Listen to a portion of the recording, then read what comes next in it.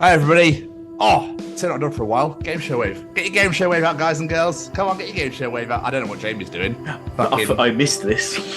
Thinks he's on Barney the Dinosaur or something. I love you.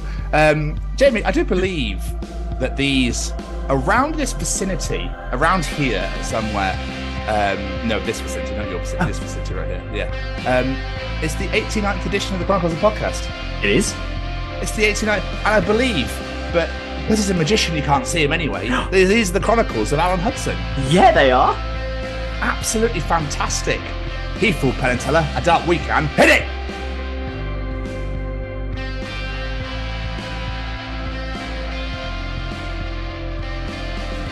This is Ron Wasserman, the nut that wrote Go-Go Power Rangers. It's Boba Fett here. This is Molly Rennick from Living Dead Girl.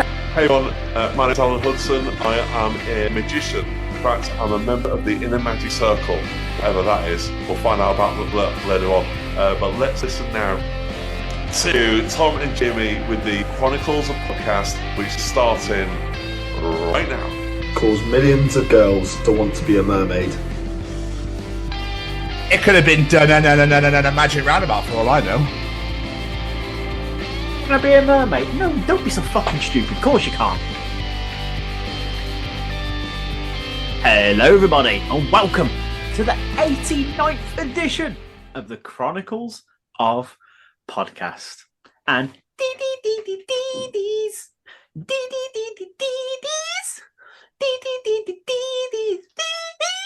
are the Chronicles of Alan Hudson. This is I, the bearded brummy Jamie, and joining me, as always, is this handsome fella right here. It's the confused Scotsman Tom. Is that a Tina Turner song as well? No. Who's a kind of magic. Okay. Who sings it? Queen. Do they? Yeah. Well, I never knew that. I'll be honest with you. I'm It's not either really down going on to be it. that, or it was going to be abracadabra. I can't remember who sings that song. I want to say Thompson Twins. I have no idea. I'm probably massively wrong. Alan's probably sat there now going, the fuck are these guys on about? Probably. Well, I agreed to come on their show. Look at the state of them. What's going on, guys? It's Scotsman Tom. Jamie. Yes, sir. The first thing I wanted to bring up was a conversation I overheard last week whilst I was on the train after that guy that tried to attack me last week. Yes. This happened on the same day. This happened about 50 minutes after us or so when I got on the train. Lady gets on, goes to the train tickety man, and she's like, "Excuse me, sir, where's Coach G?" And he went, "Oh, it's just through there on a totally separate train. You know how they sometimes put two trains together?" Yes. And she was like, "Oh, so if I go to those doors, I won't get in there." He goes, "Not unless you want to jump through the window." But I was a bit like, this is your job. Yeah, I was about to say, what? Like, why are you being such a prick? There's no need to be so sarcastic. She was generally just asking a question. It's not like she was like, "Excuse me," like being sick or like punching him in the face. It was just a genuine, "Oh, sorry, where's Coach G?" He went, "Oh, it's through there. Not unless you want to jump through the fucking window, though." Why? Right. Why do people feel the need to be so rude for no apparent reason? I don't know. I was going to step in. And I thought, you know what? It's pointless because it's absolutely pointless. Because first, she might have gone, "What the fuck do you think you're doing? You know, I'm not a damsel in distress." And secondly, he might have just knocked me out. So off the train.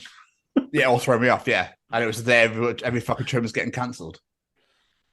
Yeah, that's just unnecessary. It was so pointless. I hate people like So that. pointless. If you're paid to do a job, be polite while you're doing it, especially if customer service is part of it. That's why you're paid to do it. Dickhead. Tell I used to be a customer service manager. I get wound up by bad customer service. Then again, maybe something happened in his life. We don't know, but it was just, I don't know. It just really made me go, "Damn, dude! Like you're in the wrong profession. If that's like Jesus Christ." Anyway, this is a little story for you. So, two things I want to bring up. One thing, let's all jump on this bandwagon. How much do you hate electric scooters?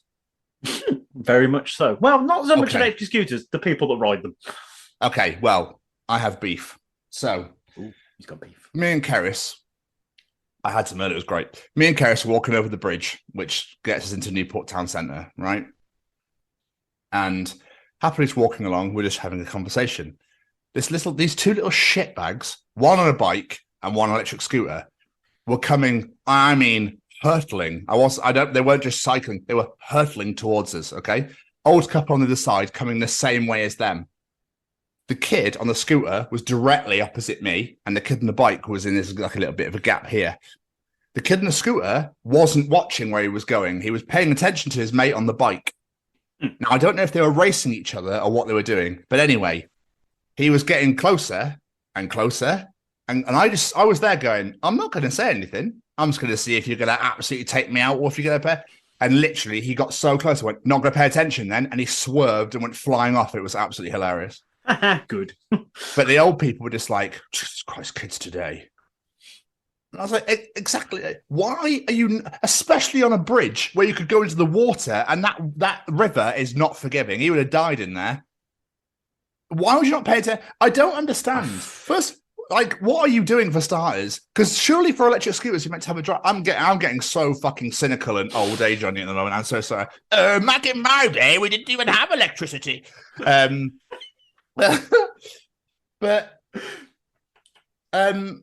yeah, it really blew my mind because I was a bit like, dude, like, what the fuck? He would have absolutely cleaned me out on an electric. That was going to hurt. So, like, do you know what I mean? I was going to be like, well, I'm going to say something eventually because otherwise you're going to put me in hospital. I'd love the fact that you're just like, I'm not saying shit. I'm going to see if he pays attention. Yeah, and he just stepped to one side and put your arm out and just clotheslined him straight off. But then it would have been either the kid on the bike or Keris going in the river. So yeah, there wasn't really a lot of room. No. Yeah, I swear. Yeah, you have to be like 18 to use one of those. I thought.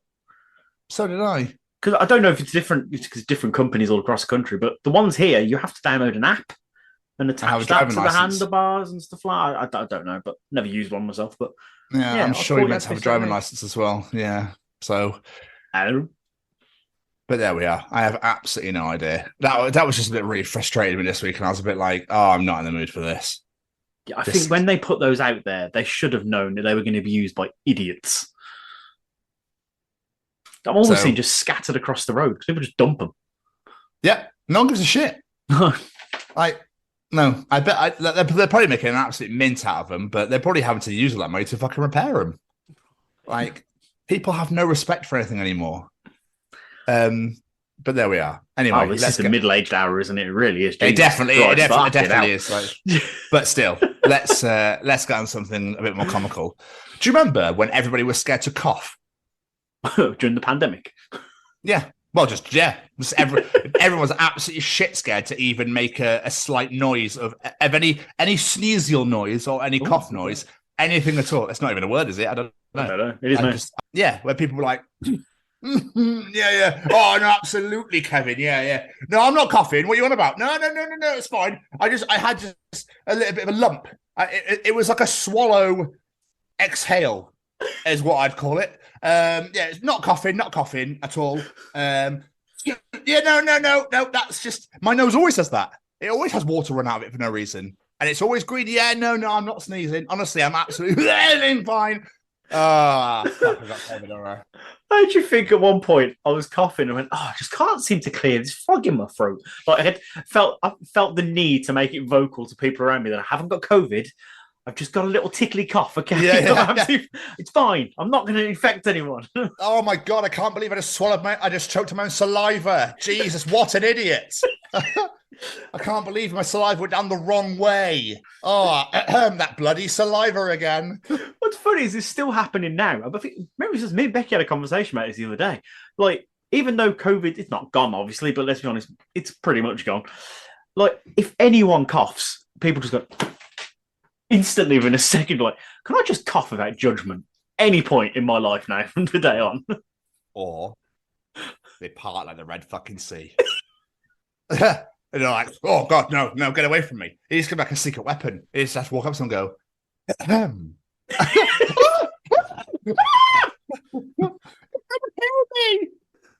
how can I get through this queue quicker? I know. Gone. Yes. It's like this old ladies they're there with like they're looking at their little shopping list or something. They're sort of right in the fucking way of what you need, and you're like, I can't get round. Or they have a little chat with Enid on the corner, and you're like, oh, just fucker. It wouldn't be hilarious, but it just went boom, and it's hit the floor. You're like, oh shit, whoops. Sorry, Enid. Oh, was that? Okay, sorry, I'm intrude. I do apologise or whatever you fucking. Intrusion, Enid. Yeah. That's a name that needs to come back. Ermintrude. Great name. Was it a pink cow? Was she a cow in the Magic Roundabout? Yeah, she was a cow. Yes. With red spots for some reason. I know who you mean. I know the name, but I can't think what they look like. Ermintrude, I swear, is a pink cow in the Magic Roundabout.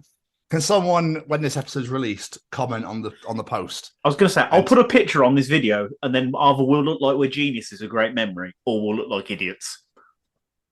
I swear she's a cow. And Zebedee was just a thing with a spring and a great mustache. That is absolutely 100% correct. Yes, there's no doubt about that one. Zebedee was a legend of a spring for an arse. Yes. And Dylan was a druggie. Dylan was a druggie completely. He was just like, yeah, man, yeah, sure, man, whatever. The roundabout's magic. Totally, man. Totally magic. Yeah, I made the magic. You know what I'm saying? Yeah. All right, boys. Let's play some songs. I know nothing. I'm a rabbit for some reason. Great theme tune as well. I don't remember it. How the That fuck did not did we bring get back to the any Magic memories. Roundabout? That brought nothing back. Sorry. I was like, yeah? Yeah, sure. It could have been no, Magic Roundabout for all I know. And I would have gone, yeah, of course it's Jamie. Yeah, absolutely. Magic Roundabout. Magic Roundabout. But then again, Dylan probably thought it was Batman. Yeah, man. Totally. That's why he's got the little ears. He's put his ears in on the cowl, whatever it's called, the hood, the mask. Oh, you're right. Yeah. Yeah. This has put his little ears in. And that's why he spoke so weird, to hide his two front teeth that are sticking up. I'm Batman. Everyone believes it, man. Like, totally, they think I'm Batman. It's hilarious. Yeah, the roundabout, totally magic, bro. Word. He just did a little. That was dedication to the performance. I liked that. Oh, you gotta stay in character at all times. How are you, my friend? Are you all right? I'm good. Shockingly enough, I'm absolutely fucking knackered. But other than that, yeah, I'm all right. Well, didn't somebody think it was a really fucking good idea to have very little sleep on Monday, to then go to a massive show, to then go straight to work on nights? Well, I got what sleep. I would have got sleep, that amount of sleep regardless, because of doing the school run. So that didn't make a difference. But I just didn't feel like taking the night off work just for only a couple of hours late. I just took a couple of hours annual leave. Job done. It's all right. It's fine by me. There we are then. I couldn't have gone to sleep straight away. I was fucking buzzing, so it's all good. What, after watching? Later. Crazy. I got a minute, Gene. I've got this. Crazy night. Oh. What's funny is that does actually kind of come true in a sense. Oh, amazing. I love it. Do you know what? They should have really, right? I know we'll get you on so much later, but they should have really fucked with the audience and all come out on Zimmer frames and all come out with walking sticks, like holding their backs, like, fucking, here we go, Gene, I'm going to fucking do it again, for fuck's sake. I love it too. I just need the money. That's why I would do this. This is why it's the final farewell, goodbye, see you later in about a month tour.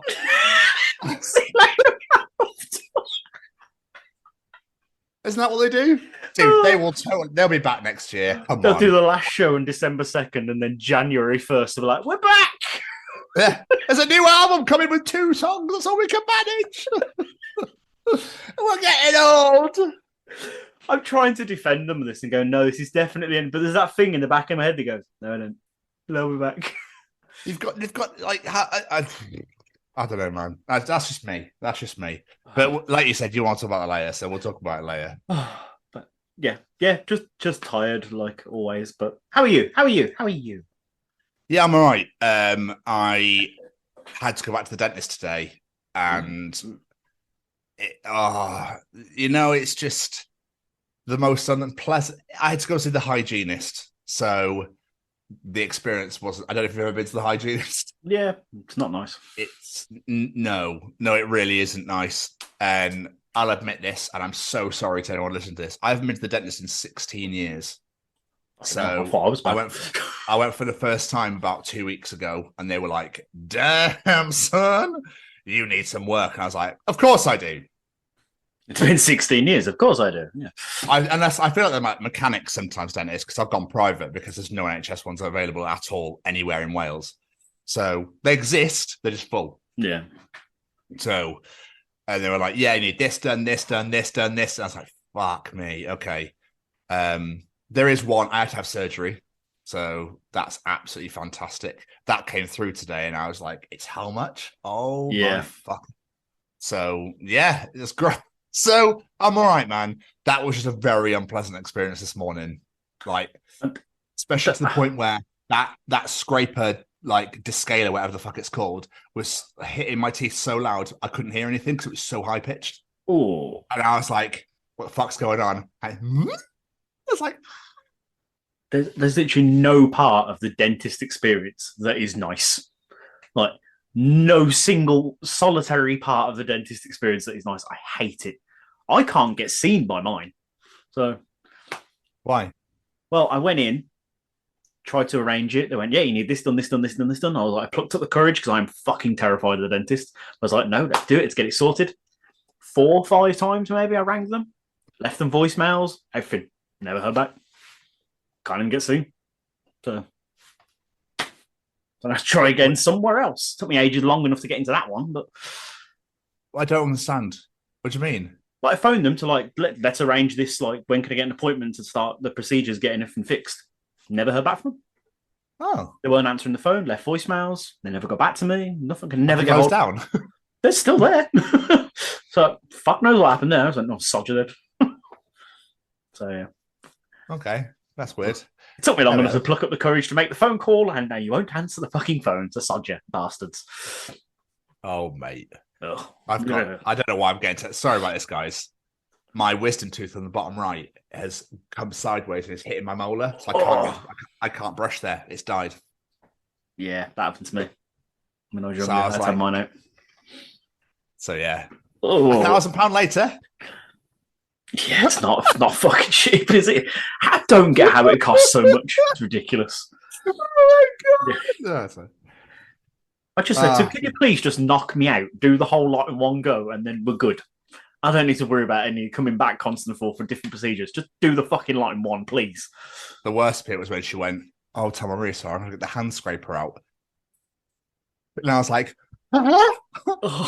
yeah. Oh, it's worth it because I felt amazing afterwards.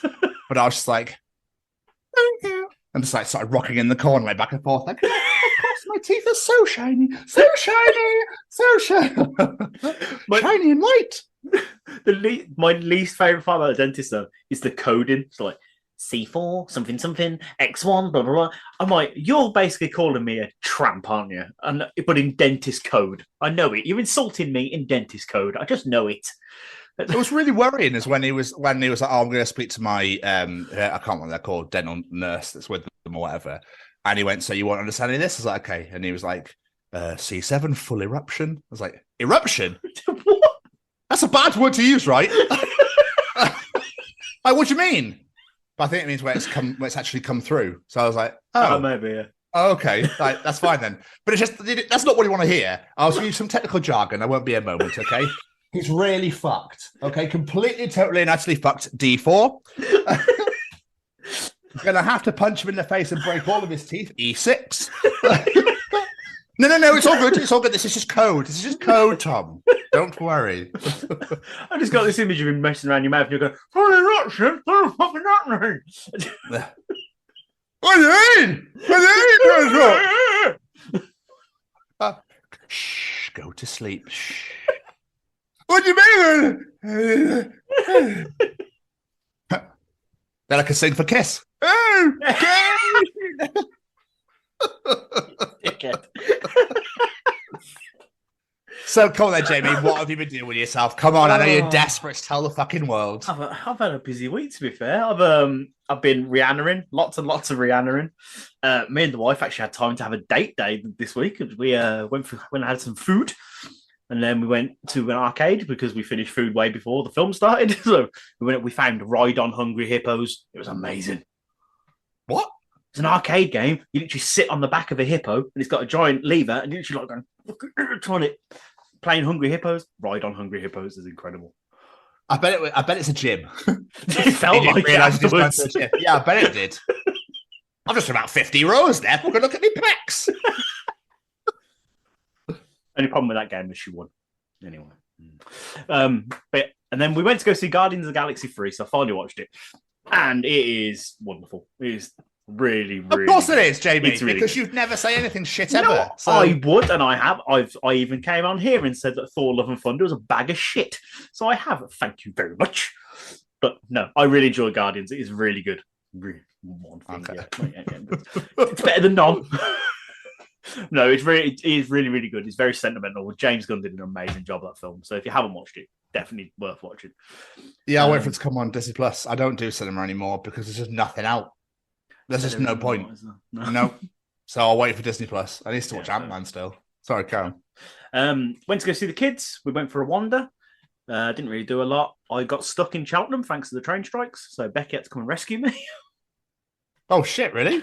Yeah, I didn't because I didn't really look at the train times that day. I just left the house, went to Cheltenham, and then thought it's time to leave. Walked to the train station. Didn't know the train strikes were on. So I got to the train station in Cheltenham, and all the shutters were down, everything closed. I was like, shit. So I looked on no the buses. No, I looked at the coaches, nothing running. I was like, fuck. So I phoned Becky. I was like, I'm kind of stuck in Cheltenham. She was like, okay, don't worry, I'll come get you. I was like, okay, sweet, okay. Joyous. Fucking trains. Please, for the love of God, sort the train services out. It's doing my nutting. It did. Yeah, they're still striking for something. I don't know what's wrong with them now. I'd say fair play to them. That's all I could say. Yeah, no, that wasn't a dig at the train people. That was a dig at the fucking Tories. Sorted out. It's doing my head in. Went to a barbecue around my friend Vicky Griffin's house. That was good fun. And then last night I went to go see Skindred.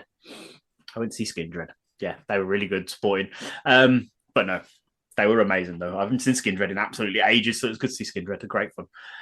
But no, it was the end of the road tour part 2, I guess. To go see, yeah, to go see Kiss. I very much ummed and ahmed on here about going to this, and I'm glad I did. I am very glad I did. It was incredible. It was it was one of those I walked out and I was like, that was amazing.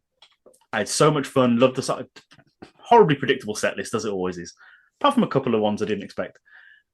But at the same time, I was like, this was incredible, but thank fuck this is the last one. Because it's that close to just completely tarnishing an entire legacy now. It's that close to like Vince Neil levels of singing. Like, yeah. Paul's voice, bless him, he's just gone. He's like, wow! I was like, oh, Jesus, Paul. Ow, that fucking hurt my ears. And Gene's constantly getting the words wrong to songs. So I'm singing along and I was like, no, that's not right. You've got that wrong, Gene. Let me tell you the proper words, please. I was like, he can't sing. He's getting the words wrong. I think it's time to call it quits now.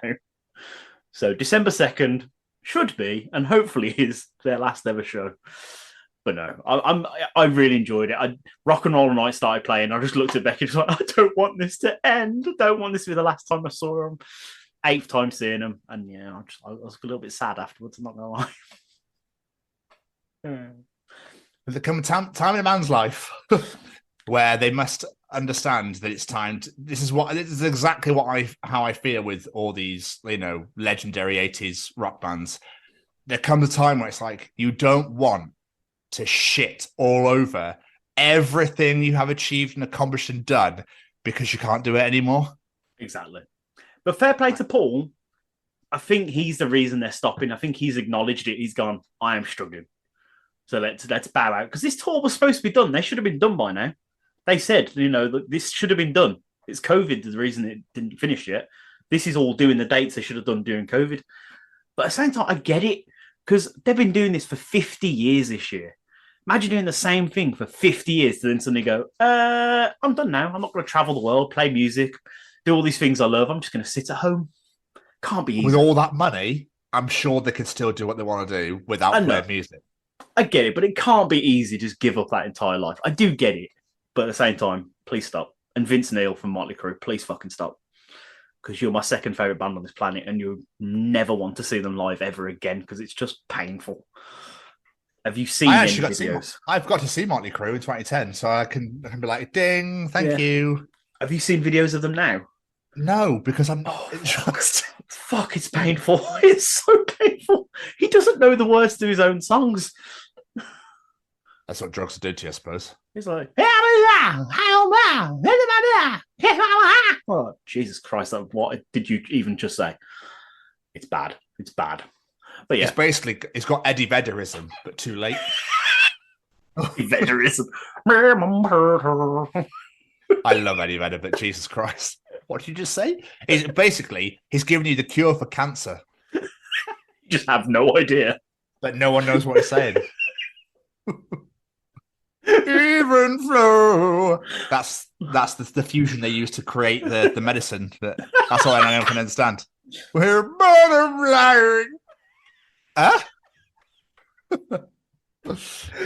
Oh, but other than that, I haven't really watched anything this week. I've watched one film. That's pretty much it. I watched Wayne's World because I was feeling really shitty. And I was like, I need to watch a film, my feel-good film. So I watched Wayne's World and I felt really good.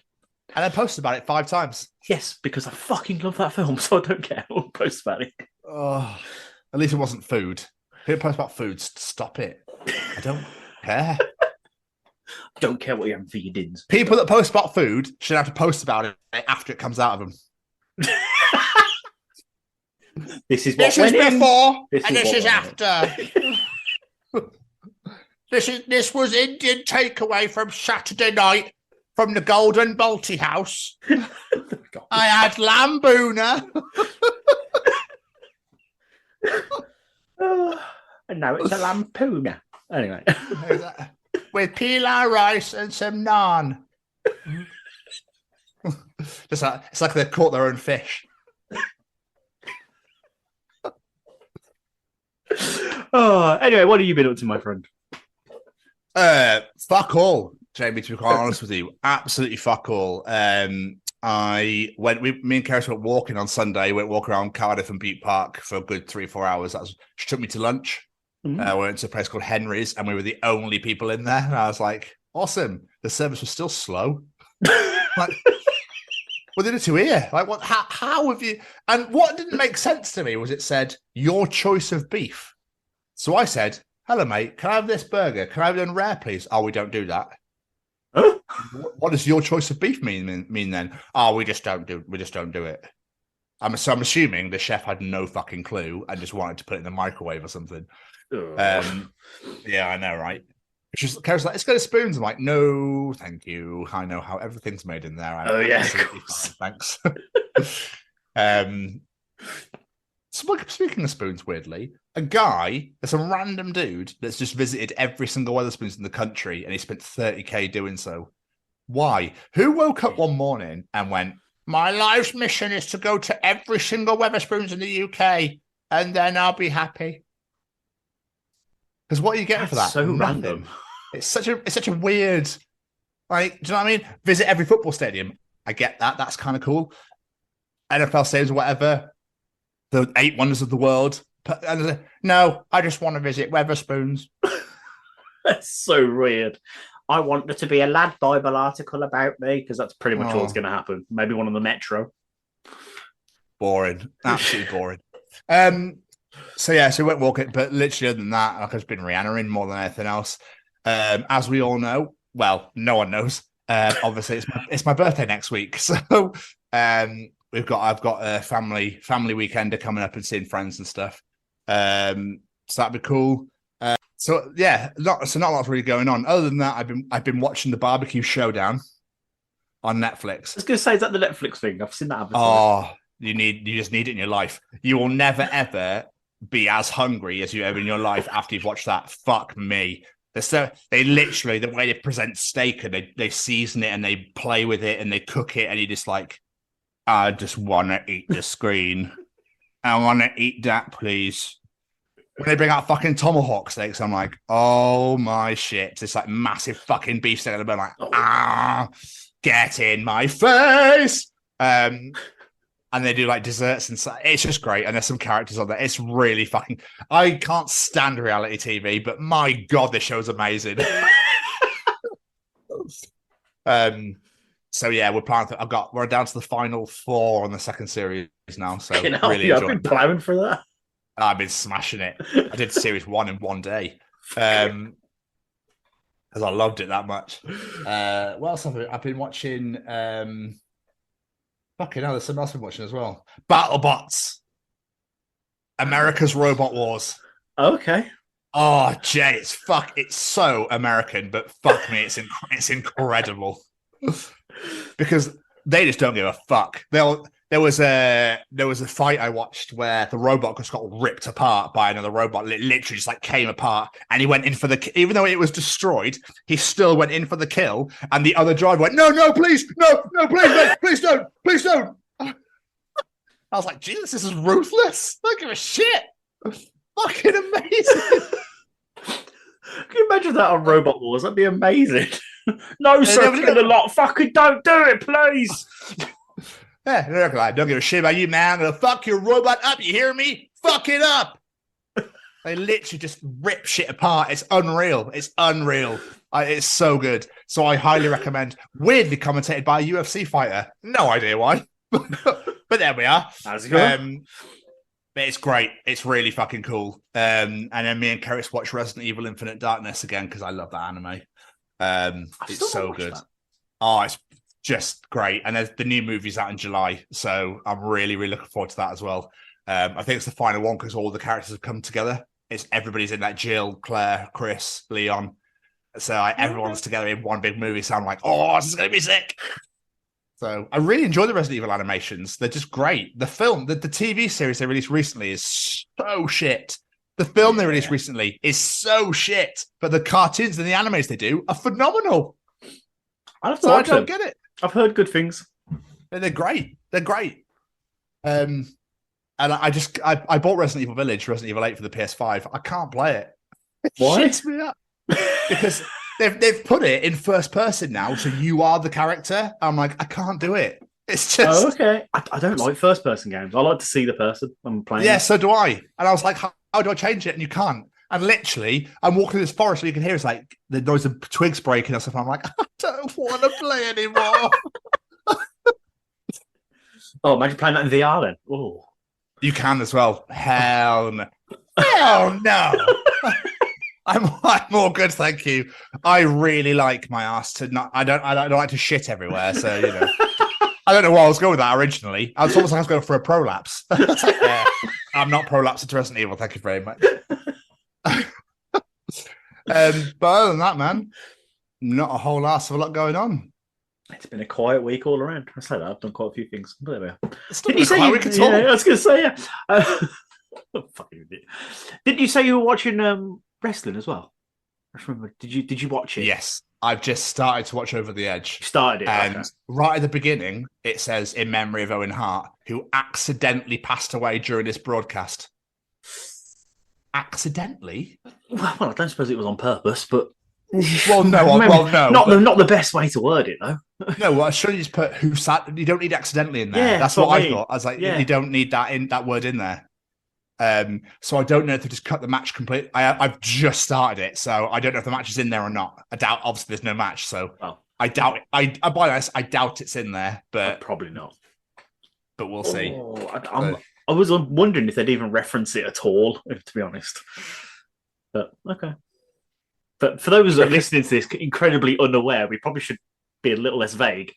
Very famous, one of my favourite ever wrestlers of all time, Owen Hart, had an unfortunate accident, shall we say, at this show, where he sadly lost his life in the middle of the ring, and it was on this pay-per-view that Tom's about to watch. So, how do you know what? I never knew how it happened.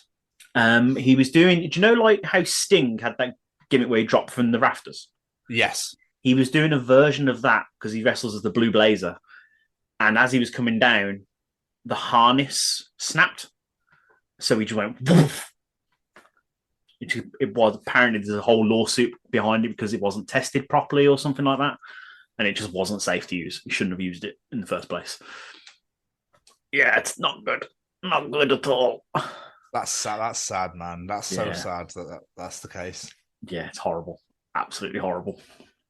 So we're all caught up. Yeah, after that jolly bit of talk.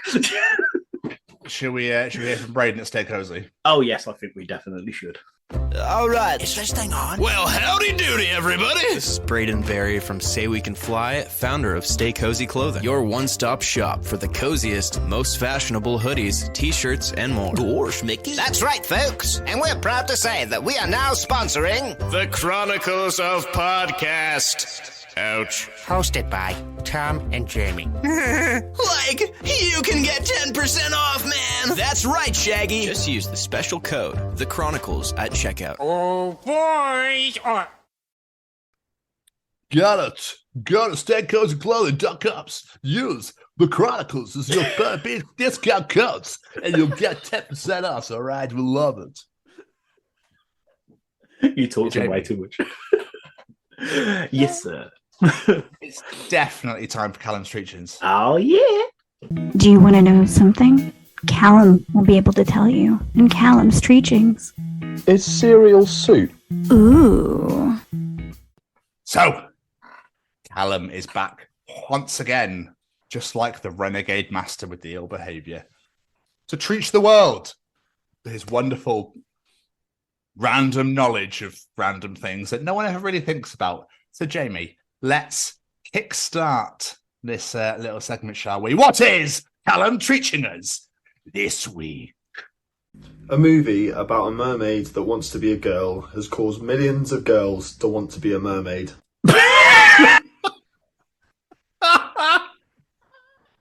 It's so true. Yeah. How would you have that conversation? How do you have that?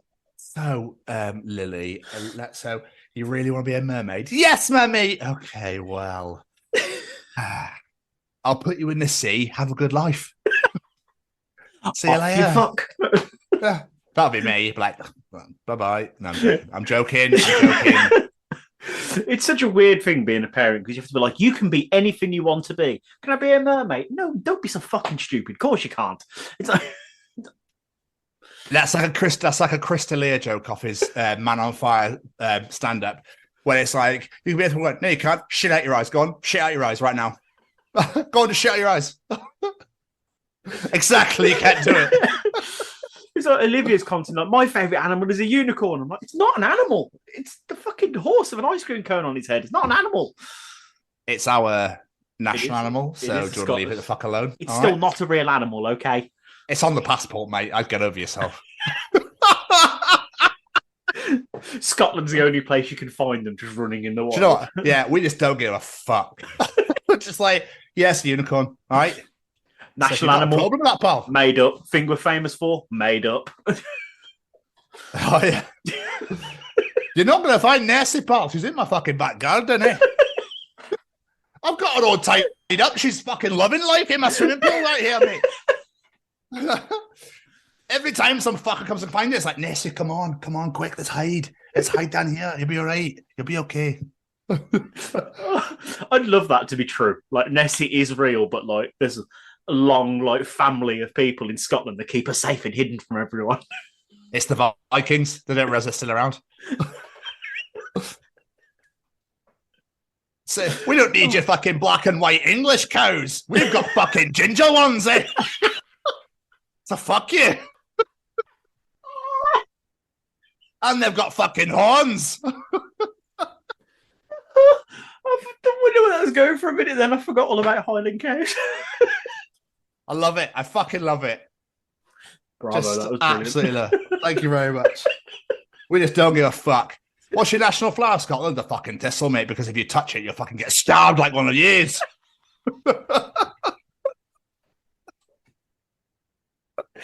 What a glorious country. I'm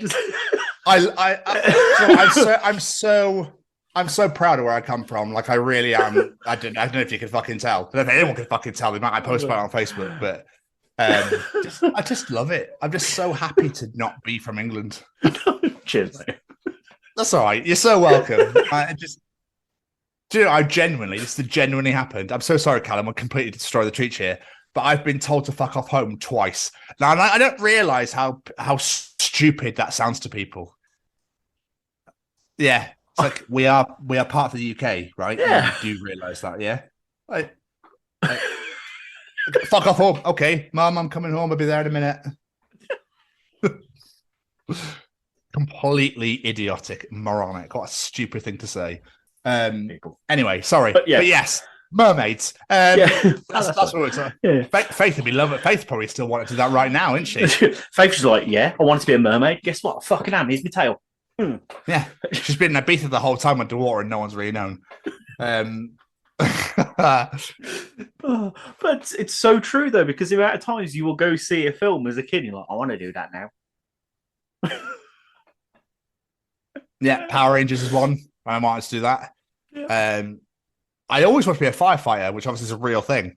I remember that as a kid. I don't know why. So weird. No, I was a Postman Pat guy.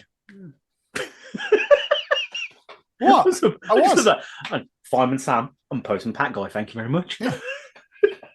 Make me pick between my professions. Don't do that Welsh bollocks in my house. Thank you very much. I was really quick trying to think to rival Terror's Tank Engine, but there wasn't anything, was there? No, there wasn't really, was there? No. Unless it's it's like Chessington now or some bollocks. There's too many now. Chuggington. Chuggington even. Yeah, Chessington's the theme park. So yes. I don't know what's going on. I don't. Shut the recording down. That's it. We're done. We're done. But I'm so pleased that I don't have to have those conversations. Yeah, they're not fun. Billy Mermaid. Okay. Whee! Go on, swim. You go. Anyway, let's probably move on. I'll probably turn to a fucking siren and come back and kill you. I am a fucking mermaid, Dad, and now you're gonna die. If you abandon me in the fucking River Usk. Let's move on, Jamie. Yes. What else is Callum Treaching us this week? Every single planet that was featured in Star Wars just happened to have the same amount of gravity. Ooh! He's absolutely there. Aha! I've got nothing. Yeah, he's right. Well. That is a very good point, sir. That's why it's called science fiction, Callum. It's not science. God damn it. How would you have actually portrayed that, though? Moon boots. I don't know. Like, the Orville do it quite well with, I've forgotten the character's name, with the gravity so heavy. Oh, yeah. I can't think of a name. I know you mean that. Neither can I. It's completely gone out of my mind. She's in Grown Ups too, as the girlfriend. Because you know when you get that moment when you go, I know her. Why do I know her? I hate those moments in films. So everything I watch, I drive Becky insane. IMDb. Yeah. Oh, she was in there. And then you go, oh, she's in this, and there. And I try to watch the film time. Yeah, but look, she's in this as well. Interesting. They could have put people on bungees, I suppose, but how would you have hidden that in 1970? No, you couldn't really, could you? Make them fucking proper, like, the movie would have been ages. I would love trying to get there, like, I'll be there soon. I'm coming, Luke, for your saber or whatever it is you do, the droid. I'll be there. I'm just. This planet's got so little gravity. I'm fucking basically might as well be flying. Oh, I really wish that was in it now, because I would love to see like a low gravity lightsaber fight. Fucking fuck! I'll be back in a minute. I'm going. Bye. It's like orbiting the planet. 20 years later. Yeah.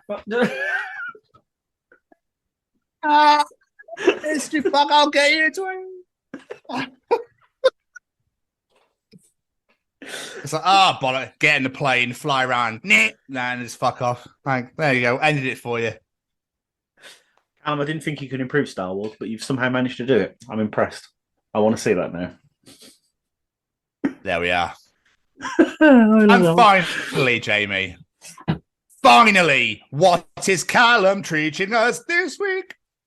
Red eyes in photographs just quietly vanish from our lives. Fuck, I forgot all about that. Did you? Yeah. Dude, like... I forgot all about red eyes in photographs. That's what Flash does, isn't it? Yeah. There you go. There's a memory unlocked. I like And that. obviously brings me back to Lee Evans again. I knew she was the devil. I knew she was the devil. Do you remember when you used to get your photos developed and some of them came with a little sticker on as if to say, too much flash, this photo's fucked? You remember those? No. Yeah, I remember it had a little oval sticker in the corner. I don't know what just made me remember that. I'd love it, right? I would love to see some people have to get their films developed now. Oh, the amount of dick pics that get sent, and the amount of like, no, I'm being, I'd love to be fucking 1 hour photo right about now. And just be like, let's have a little gander then. Dick, dick, dick, dick, dick, arsehole.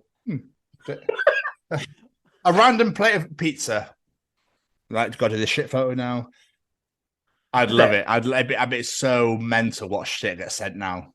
I bet people must have seen some weird shit when developing people's photos. Because you know that has happened.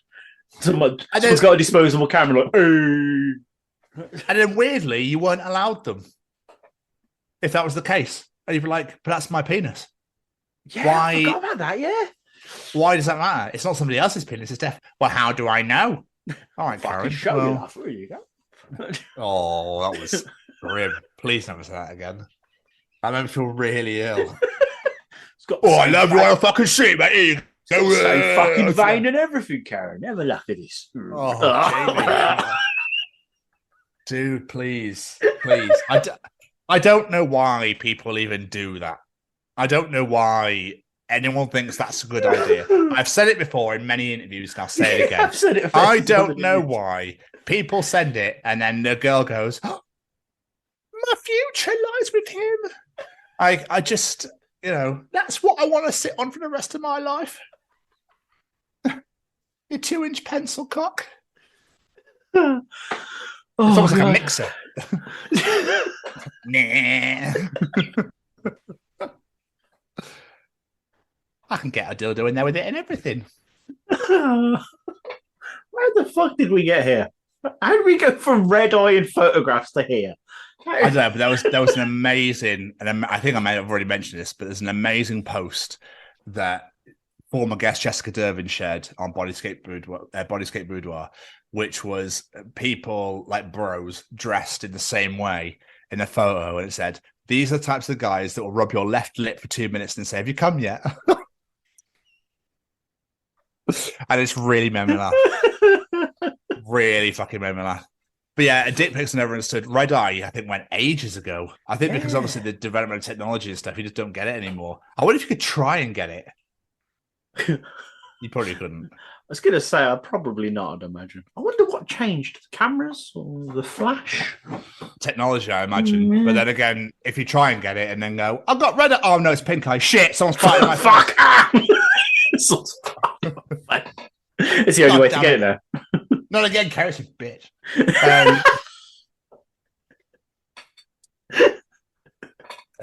There we are.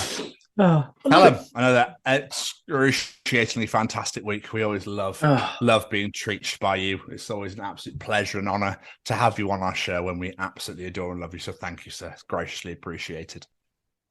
But Jay. Yes, sir. I have to follow. You do. It's time for Tom's Journal. Read to me.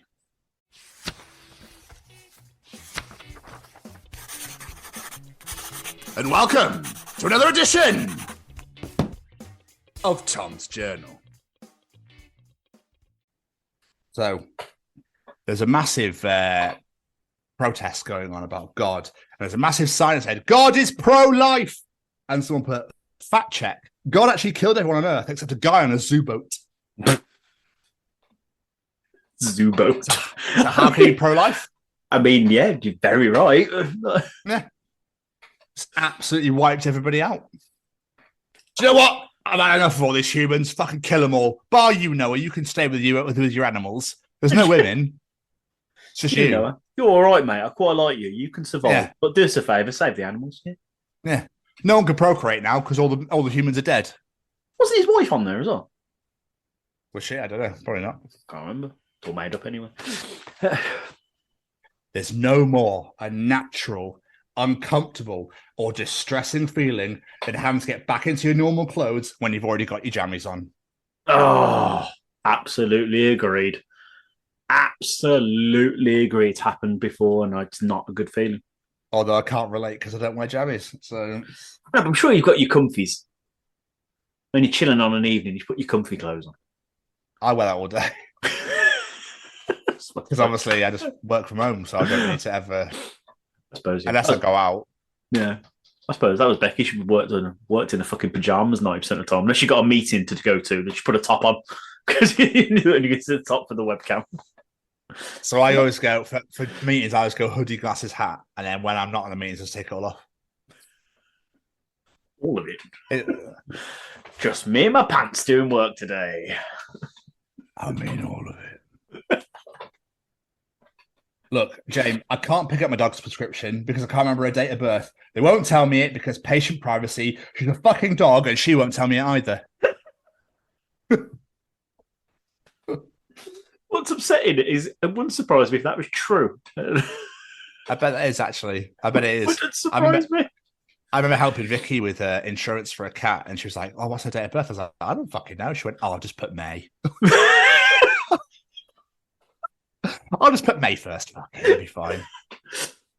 I only know the cat's birthday because of when it comes up on Facebook on this day that we got a cat. There we are. I still don't celebrate it. Wait for the thing to go away. It's a cat. Why would you celebrate it? You wouldn't, would you? No. It's a pet. Yeah. I know. That's my fur baby. It's like people that make fucking Instagram and Facebooks for them. Why? What are you doing with your life? Like, get over yourself. Like I said, it's that fur baby thing that gets me. It's not a fur baby. It's a pet. Well, do you know what, James? Do you know what? I wish I was a cow. Just eating grass in a field. No rent. No job. No stress. Just moo.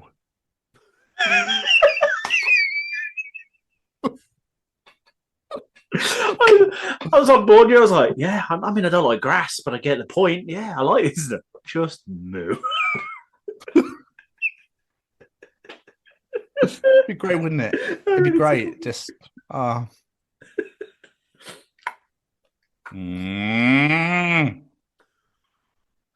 see what you mean there. That's it. What was that, Kevin? Yeah, moo to you too. So, James, in a universe, in a galaxy, in a solar system, on a planet, on a continent, in a channel, in an island, in a parish, in a neighborhood, on a street, in a house, in a room, somebody's thinking, is B&Q open today?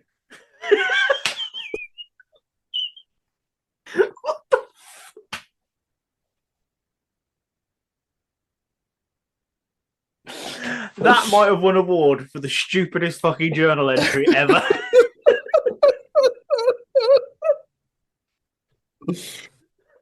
Oh, big shout out to Jasmine from the Noise Cartel for that one because I fucking loved it. Fuck's sake. Jamie, is there anything more cringe than the phrase partner in crime? You're drinking pink gin, love, not robbing Santander.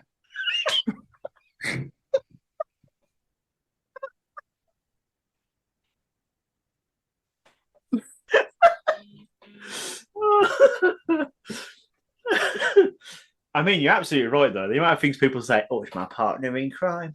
You're having a drink, mate. It's not really any crime going on here. Ladies who lunch, fuck off. Oh. Get in the bin. What's the other one? Did it even happen if... Oh, is it like pitch so it didn't happen? Or I don't know. No. I stop. Right, hear me out here. Okay, hear me out. This I would love to see. A drunk adult spelling bee with basic words. Right? Oh my God, that needs to happen. Jamie, what word's taking you out? Oh. It's going to be something really simple, isn't it? I'm probably going to say that. Sorry, go on. I was going to say something like thorough. Like it's simple, but it's a little bit complicated if you've had a few. I mean, I'd say restaurant. Oh, that's a good shout. Restaurant. Jamie, words take you out when you're not even drunk. I was waiting for that, dick. Like today. Todgies. No, it's not that I don't know how to spell him. It's that I don't know how to type, apparently. Well, make sure you avioid it from now on, all right? Mate, are you even British if you don't say someone's having a barbecue every time you smell one? You smell someone's having a barbecue. We should have a fucking barbecue. It's been a while, hasn't it? Yeah, every time. I bet it happens this weekend.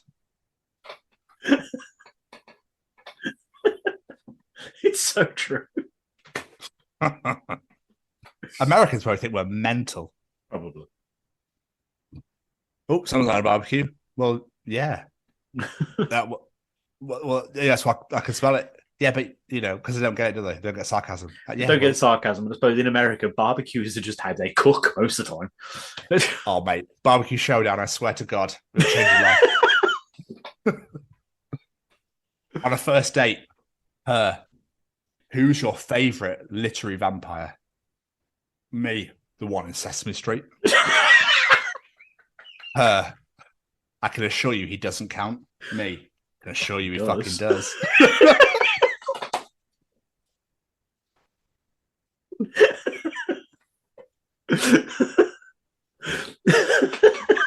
was trying to think then who my favourite literary vampire would be. But... Probably Edward. Oh, God, no. Oh, no. I love Twilight, I do. No. I don't. References vampire, like sparkling. Fucking stupid films.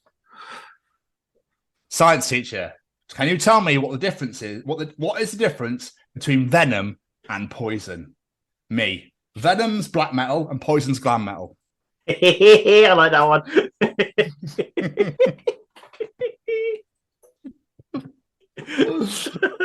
I like that. That's great. That was for you. I was going to say, I feel like that was designed for me. That was great.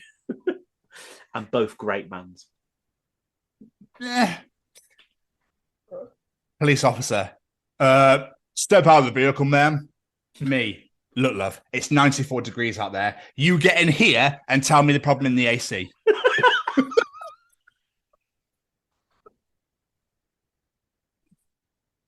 I feel like that has got to have happened somewhere. In some hot climate country, that has got to have happened. I'll give you a couple more.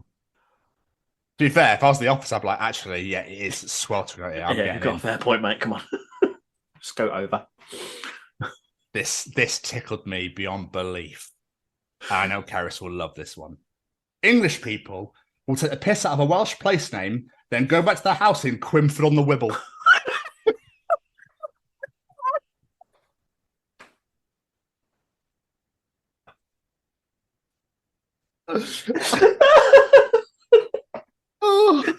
Quimford on the Wibble. It was the way you shook your head as you said it. It made it so much better. Oh. Two more, and then we'll bring in that piece. Okay.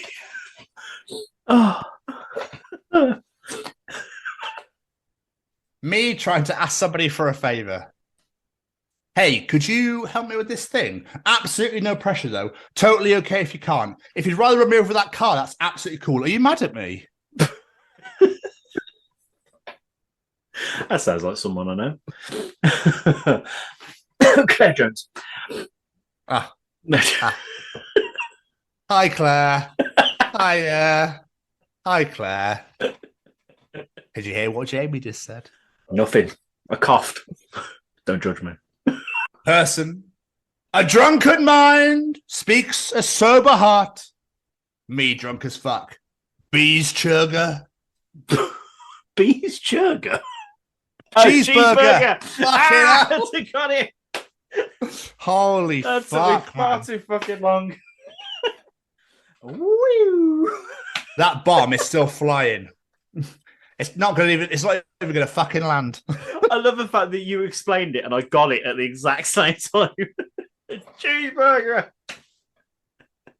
And that was another edition of Tom's Journal. And that was a glorious edition. I enjoyed that very much. Going from Thank you, the sir. Wibble, it's really tickled me. Where it's a tropical goth. Oh, that is just the best. That is the best. But I definitely think we should bring that man in that everyone's been waiting for, bringing that piece of resistance. Let's do it. Welcome to the Chronicles of Alan Hudson. 2, 1.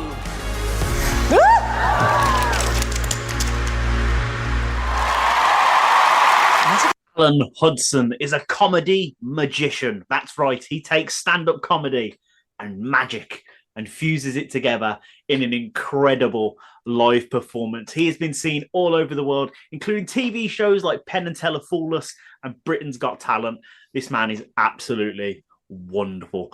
And yeah, this is so much fun. Alan tells us all about his story in the world of magic and all the things he's managed to accomplish, including getting his wife involved in the world of magic. And now she's doing it all on her own. And it's absolutely amazing to see. This is amazing. It is. Just don't ever tell Simon Cowell if you're a comedy magician. That's all I can say. Alan, thank you so much for coming on our show, my friend. It was absolutely amazing to have you with us. There are, for people watching this, there are some tricks in the interview, so enjoy those. Not full on like pick a card, and that sort of, he literally just goes, bosh, because I'm explaining how things work and how they do things there. He is also a member of the Inner Magic Circle. There's only 250 people in the world in the Inner Magic Circle. So this was a truly, really, really fun interview. We had a right laugh with Alan, and it doesn't disappoint. So, Alan, thank you so much for taking the time out to sit and chat to us. Jamie! Yes, sir. Any final words at all? Just a massive thank you to this week's guest. Alan, you were absolutely amazing. Everyone go check out Alan and go watch what he did on Britain's Got Talent and Penn and Teller, because we're going to talk all about it in this interview. So if you want to see it so we know what the hell we're going on about, go look it on YouTube before you watch this interview. Absolutely. Ladies and gentlemen, here we go. Ladies and gentlemen, interviewing this week, he fooled Penn and Teller. It's Alan Hudson. Ladies and gentlemen, today we bring you a guest unlike anyone we have ever had on the show before, because this week's guest is from the world of magic. He's one of the top magicians here in the UK and a member of the Magic Circle. He's performed all over the world on stage and even online. He's been on hit TV shows such as Next Great Magician, Britain's Got Talent, Penn and Teller Fool Us, and even worked with the greatest magician of all time, Sooty. He's the only one out of the three of us that can say Willow from Buffy has wrapped them up in cling film. Join us as we bring you the Chronicles of Alan Hudson. That was good. When you got to Willow, I thought, where's this bit going? He's the only one that can say Will. I went, what's happening here? You're going to also say I've been doing things. I don't know. The bit we didn't tell you about. Okay, good. That was good introduction. Yeah, thanks so much. You're welcome. Alan, I suppose we should get to the real hard-hitting stuff straight from the off. I mean, how have the last few years been for you with the pandemic and everything? Like, have you still been working, that sort of thing, or how have the last few years been? Yeah, really odd. Like most magicians, comedians, everybody in show business, right? It just fell to pieces, right? And so what I did is I did what everybody else did and just drank for a month, which was brilliant, obviously, absolutely amazing. And then I got asked to do an online magic show. And quite rightly, at the time, I said, don't be ridiculous. That's a terrible idea. It'll never work. Right? Why would you even consider such a thing? And then I got asked again, and there was one other guy that did it before me. And I was like just passing them on to him. I said, oh, this guy started doing them, And then eventually it got to a point where, so I went, why did I give it a go? I'm literally not doing anything else. I'm walking for 1 hour a day and I'm drinking. That is literally all I was doing, right? So I thought, well, maybe it'd be quite good fun to like put a like magic show together. And then I did one of those weekly quizzes, that everybody was doing in April 2020, when it was fun. And then in the interval, I said to there was like about 30 people on this quiz, and I said to the guy that was hosting it, I said, can I just do like in between one rounds, can I do a magic trick just to sort of test it? And I thought it'll be terrible, right? It'll be shit, but I'll do it. Anyway, I did it. It got such an amazing reaction. I couldn't believe it, because I thought, how do you do magic online? How do you do it over a Zoom call like this? And people don't know it's camera tricks or how dodgy. Something's going on, right? But they didn't. They just completely went for it, and it's just amazing. And then so from there, I put together a half an hour show. I did the first one. From that, I got like 3 other bookings. From that, got 3 other bookings from each of them 3 bookings. And then within a month, I was doing like 100 gigs. And then since then, I've done about 2,000 gigs online. And I can honestly say it's like the best thing that's ever happened to me. So all I'm saying is roll on lockdown 4.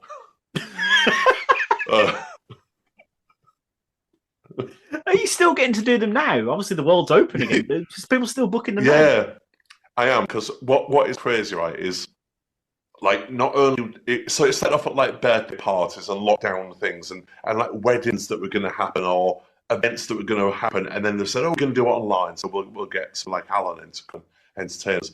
But now what's happening is, especially in America and stuff, all their like big companies, they all work all over the place anyway, so they're not together.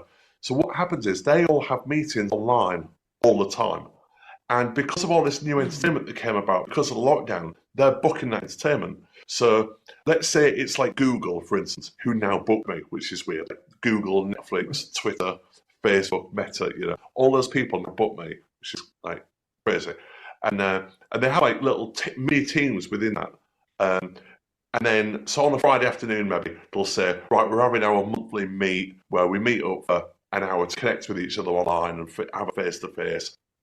And they might book like a wine tasting one week, and then me like another week, and then maybe like some sort of pop quiz or something fun another time. But I'm one of those things now that people get in to entertain. So yeah, amazing. I've done like 2 this week already. I've got like 2 or 3 next week.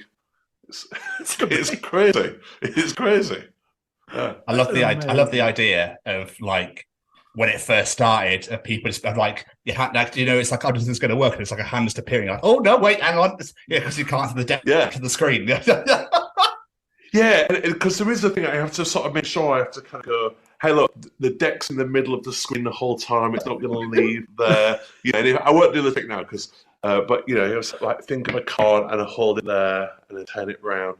And once you do that, if you'd have thought the Ace of Hearts, then that's for real. That's not a CGI, right? So you can see that's real. So as long as I prove it's all legit and above board and real, and exactly how you'd be seeing it in real life, that's the main thing. And then also I do a thing where I can get other people to like cut their, I say to somebody else, cut their cards, and they'll cut their cards, and I can tell them what card they've cut to, and then they can, so I can say, well, look, you've cut to the Ace of Hearts again, and then they show it, and it is, right, and stuff like that. So there's really good things where the magic can happen in their house as well, which is really odd. Yeah, so cool. So there you go. I speak to comedians now, and they go, because I'm on the comedy circuit as well. Like I do sort of magic and comedy on the comedy scene. I speak to comedians, and they go, I hated them Zoom gigs. I did about 10 of them. I hate them. I go, I loved it. I absolutely loved it. It's like the best thing that could ever happen to me. So, that's my bread and butter. I earn a fortune and I don't leave the house. Yes. Yeah. This whole room is now a Zoom room. This is like the whole thing has become like a studio setup. So you can everything is all sort of involved in the act and stuff. Yeah, it's crazy. That's amazing. I love it. But Mr. Hudson, take us back to the start for you. What did young Master Hudson wish to be when he was growing up? Has it always been like magic and performance for you, or was it, I don't know, train driver at some point?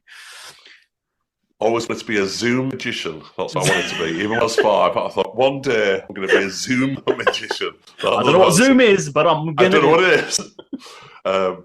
Yeah, no, I always wanted to be a magician. Like that was like honestly one of my first memories. So on my 5th birthday party, I had a magician, and I think like a lot of people did, right? I don't. Did you guys have one? Like when you were, or you probably went to one, yeah?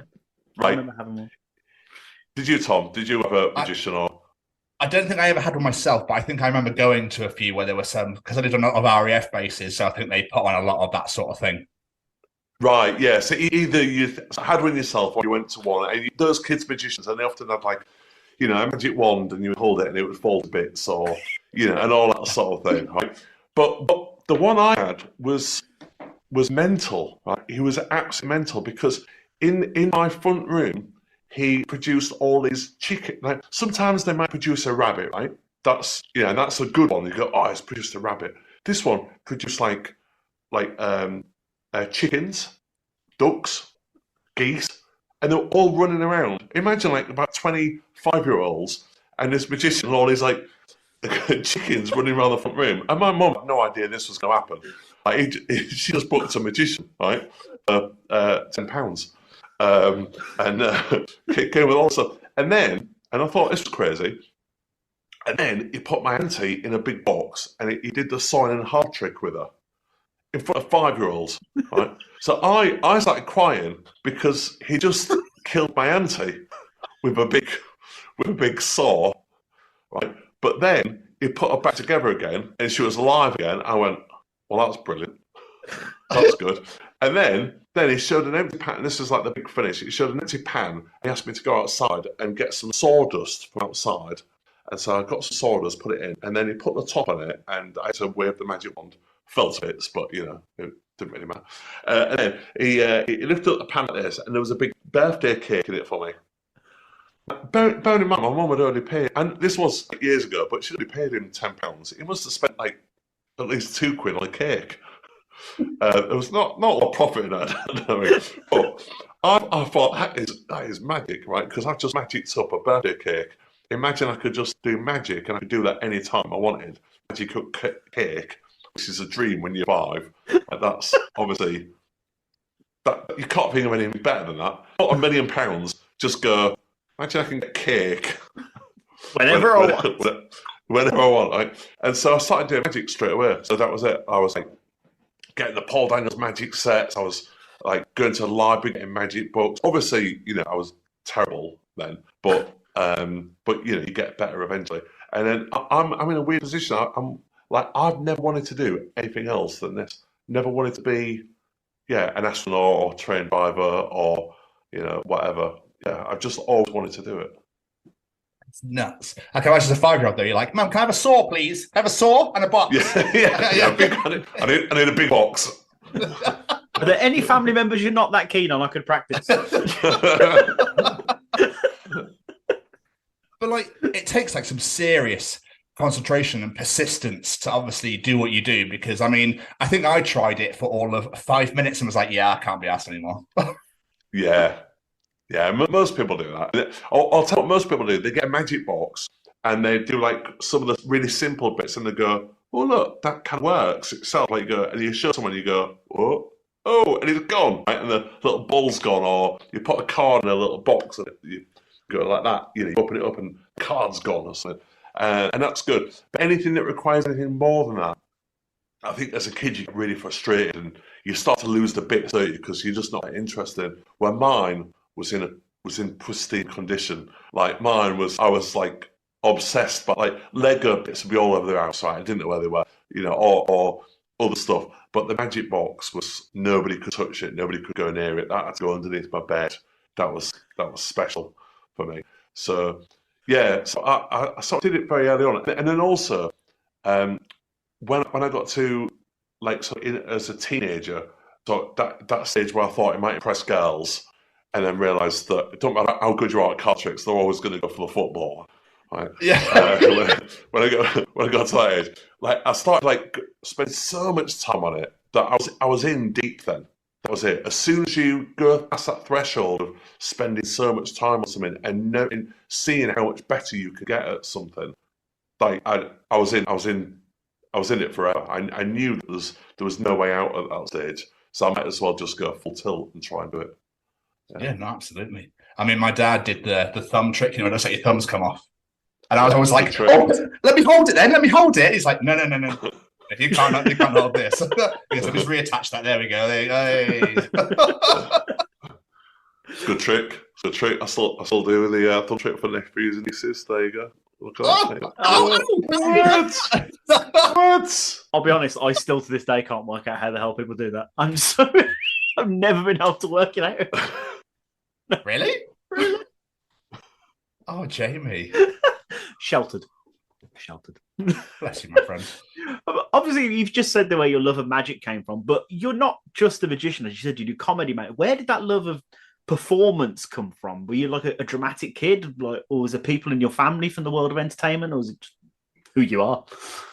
Yeah, no. My family are very unsure business. Like they couldn't be further away. Builders and and all that sort of stuff. So, I don't know really. I think I tried all the different styles when I was a kid. So I think I tried all the at one point I had a dicky bow tie and I was producing doves from handkerchiefs with classical music, and because I'd seen somebody do it on the telly, like a Las Vegas act, I thought he looks cool AF, right? He's the guy that I want to be, right? And of course, it's not quite the same. Like 15-year-old kid from Hull, I haven't quite got that swagger, the sophistication. So it looks a bit ridiculous, baggy suit of dad's, and then I tried doing serious mind reading stuff, and then another bit, and then as you get a bit older, you kind of realize, you go, oh, the thing when people really connect, and I think probably I started showing my mates at sixth form and stuff like that, and then sort of going, oh yeah, here's a trick, and then that would really connect with them somehow more than maybe the other things I was doing, and then you kind of, oh, I think what happens is people just prefer it when you're being you doing the magic rather than trying to put on a character or put on something else, and then I would have this guilt as well because let's say the thumb trick, right? Jamie, I don't want to spoil this for you. No, do you know what? I'm going to spoil it for you. Right? It's about time I think I'm old enough. I think I don't normally give away any secrets, right? But I think even the magic circle will allow me to give away the thumb trick, right? So the thumb trick, and I'm going to try and describe this on a podcast without. This is podcast as well, not just visual, right? It's visual and podcast, yeah. It's both, right. So for listeners, I would suggest go to YouTube for this. It's quite difficult to. So what you do is you have to sort of fold one thumb in half and you put your other thumb out and then you put them together to make it look like one thumb, but you can see a join in the middle. So then what you have to do with one hand is cover up the middle join so it still looks like you've got the same thumb like this. Right, and then it looks like you can separate the thumb. But then you can do a bit where you very quickly do this. And your thumb's still attached, right? Ta-da! And that's good. And why did I start talking about that? What's the question for? What did you ask, Jane? I remember where performance came from, the love of performance. Oh yeah, that's it. Yeah, that's it, right. So doing the comedy and stuff like that with it. So what would happen is, let's say I did that trick. I would feel, and if let's say that was a really good trick, right? But let's say I did it, people would go, "What? That's crazy." I'd feel a bit of guilt on that because I knew I just folded my thumbs up, right? So I feel a bit of guilt about it. So what happened is, I thought if I make a joke about it afterwards, so let's say I do a really difficult card thing, so I'm going to spin a card out now, and something like this. Oh, spin a card out, and it's the Jack of Spades. And I go, was that your card? No. What was it? The Queen of Diamonds. And it turns into the Queen of Diamonds like this. And I would then, people would be amazed, but I'd have to say something like, "Oh, I spent a lot of time on my own." and try and sort of undercut it or something like that, just because I feel a bit guilty that I know the secret. So then if you say something funny, people don't just think you're taking yourself too seriously. And then that sort of developed. So yeah, then now almost everything I do is with comedy. So It just I love doesn't the work, fact doesn't it? it came from the fact you felt guilty knowing how to do it. Yeah, that's weird, isn't it? Where some magicians, they do a trick and they think they're absolutely brilliant. You go, yeah, I'm great. And you can see it in their face. Like, they'll do a trick like this, right? So they'll take a playing card and they'll go, was that not your card? Check this. And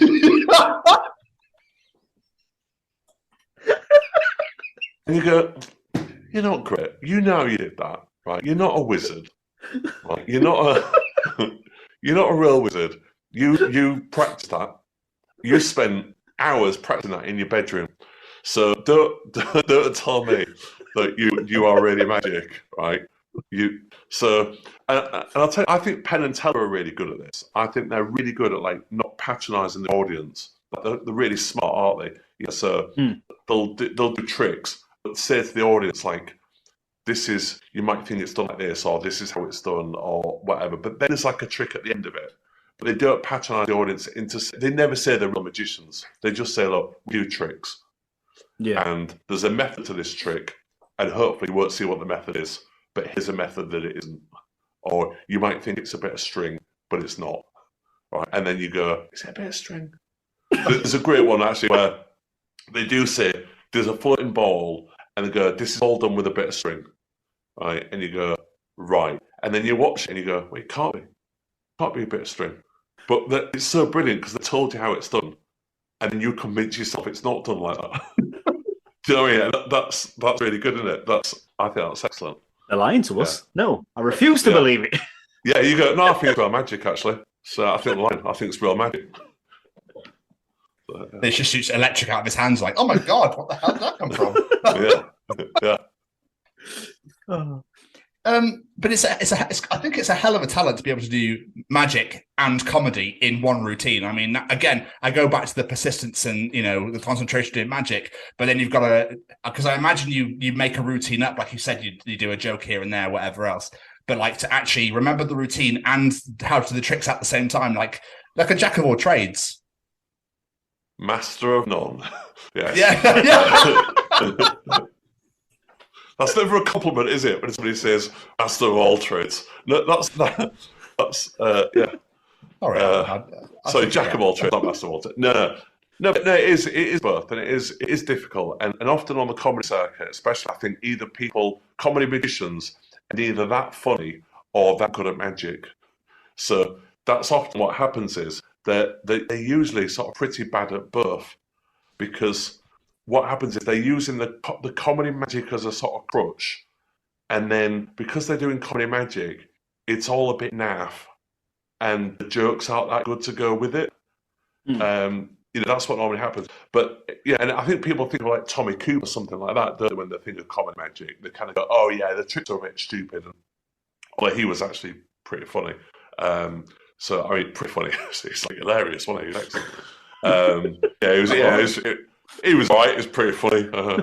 No Alan Hudson, but do you know what I mean? It's pretty funny, Cooper. But a lot of them are sort of bad at both. And one thing I really try to do is make the magic strong, like really strong tricks, and then the comedy really funny to go with it. And that is hard. And one thing that's really difficult is to not tread over one bit with the other bit.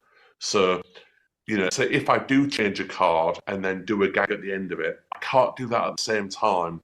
I have to kind of let that amazement sink in a little bit first, and then I can do a funny bit. Because this is like getting technical now, but you can't have two emotions going on at the same time successfully. So you can't laugh and be amazed at the exact same time, because your brain doesn't know how to react with that. It doesn't know how to process it. So you can you can do a trick, you can go and do a trick and be amazed, and then I can wait a couple of beats and then do a funny line about it, and then you can go ha ha ha ha. But you can't do that at the same time. So you can't. Does that make sense? You can't do this on magic trick and do a joke at the same point. Otherwise, people don't know how to react to it. So yeah, the skill is trying to balance it all out to do the funny bits when that's relevant, and then sometimes just stop and sometimes let that magic take place. So otherwise, it's not amazing. You know, if you tread all over it with jokes, it's not amazing, and people don't know whether to be amazed or just laugh anyway. And yeah, I wonder what that sort of emotion would look like. Like, yeah.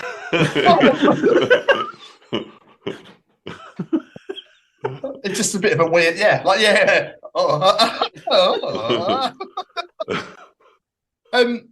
But you're also married to a magician. I know she wasn't a magician previous, but obviously I imagine you basically. I take it she asked how to do things. Like, I watched her Penn and Teller skit, and she talked about how my brain's gone shit. Come on! Oh, she did. She helped you set up and that sort of thing. Sorry, that took a second.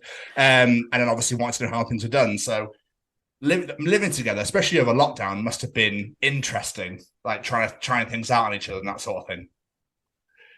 Yeah, so that's what happened to she basically started setting up she started coming to my gigs, and then I said, "Oh look, can you set this trick up for me?" And I went, "Well, I'll show you what it's done. Right, you do this and you do this." And she went, "Oh yeah, right, fine."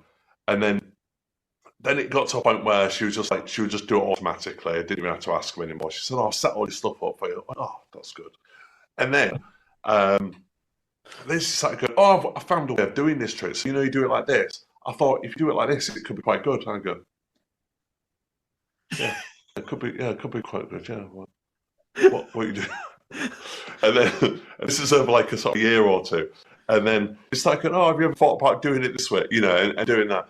And then eventually, she said, she started picking up some tricks that she could just show her family and friends, because they all knew she was going out with this magician. And they'd always say, "Oh, have you learned any tricks yet?" And she said, "Oh, I just want to be able to surprise them at, sometime and just go, oh yeah, I can do this," and then do something amazing. And she picked it up really quickly, right? She was really good at it. Some of the stuff that actually took me longer to learn, again, quite annoyingly, took her.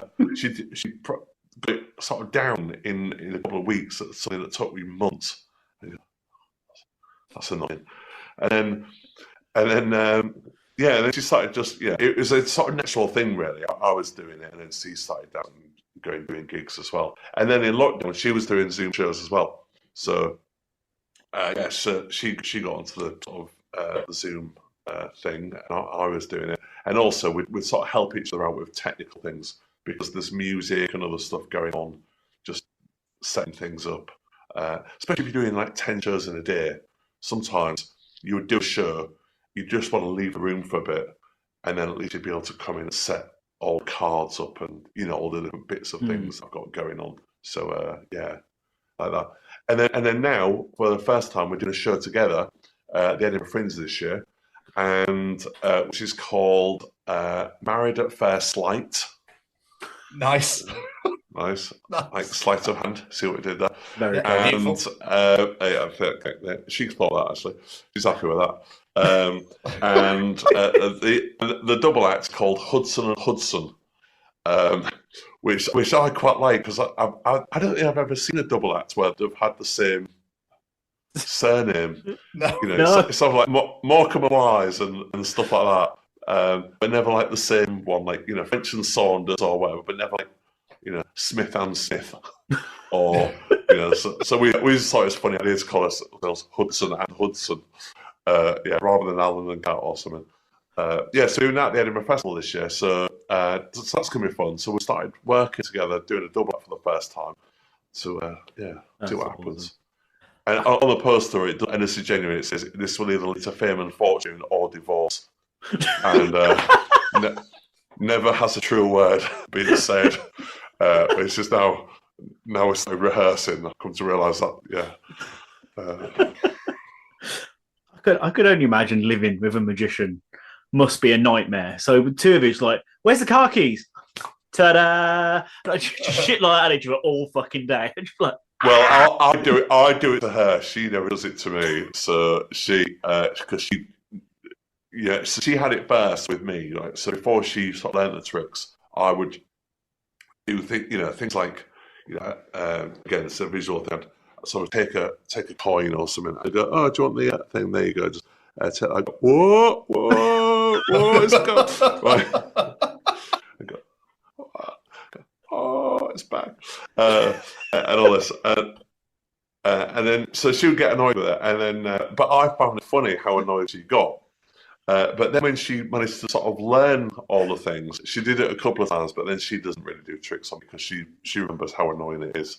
But yeah, the one thing I do is in the middle of box sets. So we'll be watching Succession, right? And halfway through, I'll think of something, I'll pause that and go, what does this look like? And then I'll take a pen or something and go, and sort of make the pen disappear or something like that and bring it back again. Go, does that look good? Does that look good? I just thought that. Does that look good? And I go, yeah, I suppose. Yeah, can we carry on watching this now? Because I go, yeah. So yeah, I can be the annoying one, I think. How do you even come up with your ideas for your performances? I mean, we'll get onto the Penn and Teller part, but like, how do you come up with ideas like that? I mean, that's insane.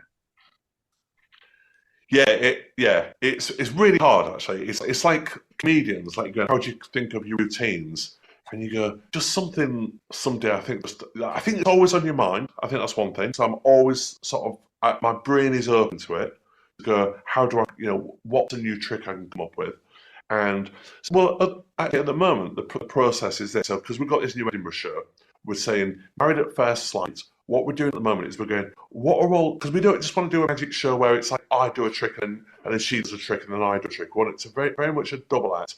And also, we think we've got this unique thing where we're married and both kind of funny magicians. So maybe it's something to do with the fact that we live together. And so maybe it's things that we might have done at home or something like that. So you go, right, what's the thing that we might do at home? Like what's, make the tea, put a duvet on, like, eat, like have a drink of wine, like watch TV. I don't know, just things like that. And you go, right, what's something that we've done in the past, or what little games that we play, and then try and sort of come up with tricks like that. So, yeah, like that's the thing that we're doing at the moment. We just sort of brainstorm and go, what are things that we could do? Like, what are things that we do already at home? Like, so one is playing this game, right? So we play a sort of stupid game where you go, which one of us do you reckon would? And then you ask a question, and then we sort of say, no, that's more like me, more like you, and go, I wonder if that could be a trick somehow, right? And then so we just forming. This is on my mind. So we're just forming this one today. So. To go, right, how could that be a trick? And I go, maybe we get a couple up and we ask them a question, like, who'd be more likely to leave a bigger tip at a restaurant or something? And then Kat predicts the answers that they're going to come up with. So maybe they say me and they say me, because maybe a couple will both think that they're the best tipper, or the other way around. And then Kat will have predicted that it's going to be that way around, that he would say that and she would say that. So like a sort of Mr. and Mrs. type game with a magic element. Yeah, like that sort of thing. And you go, oh, that's something we're sort of thinking about today. So that may or may not be in the Edinburgh show, it may or may not make the cut. But that's one way they're doing it at the moment, just kind of thinking what we do already and how can we make that into a trick. Not that I ever wrapped myself up in cling film before I came up with the cling film trick. But for Penn and Teller, that was a different thing. Yeah. I mean, that was incredible, to be fair, but like I was going off on the fact that obviously magic has evolved so much since the days of rabbit out of the hat, and like, they've got this in my sleeve, there's a dove. That's now obviously so much has been done. It's like what can you do next that people haven't seen yet to be amazed by? Yeah, and it's tough because the internet, it's all out there, right? So anything magically now is quite hard to do that. So I think one thing that I've got is I can make it funny. So therefore, it doesn't have to be bigger and better than everything else. As long as it's funny and entertaining, it can still be a card trick where you pick a card and I tell you what the card is. But if that's done in a slightly different way and it's still amusing and funny and it's got a relevance to it, that can still be good. So it doesn't have to be that you get a card picked and then it's, projected onto the Eiffel Tower or something, where it's like bigger and better than whatever anybody else has done before. It's, or the moon is in the shape of it, or something. Like you go, if I have a heart, I've done that. Look up. Which would be a good trick, to be fair. Write that down. That'd be great, yeah. Sometimes it doesn't have to be bigger and better than everything else that's gone before it. It could just be a good trick as long as it's like relevant. But magicians have come a long way since the rabbits and top hats. But the reason that came about is because at the time, gents were wearing top hats. So now, because that's why. At the time, that's what they're wearing. So now, so Tom, if you took your cap off and produce like was it a panda on it? Is it? It is. It's called a drip panda. It's a Stay Cozy hat. So right, but if you took your hat off and pulled a panda out of it, very small panda. Right? That'd be cool, right? That'd be the trick. So, but it's the same as a rabbit from the hat, but it's just that was still modern. But it's just using new things.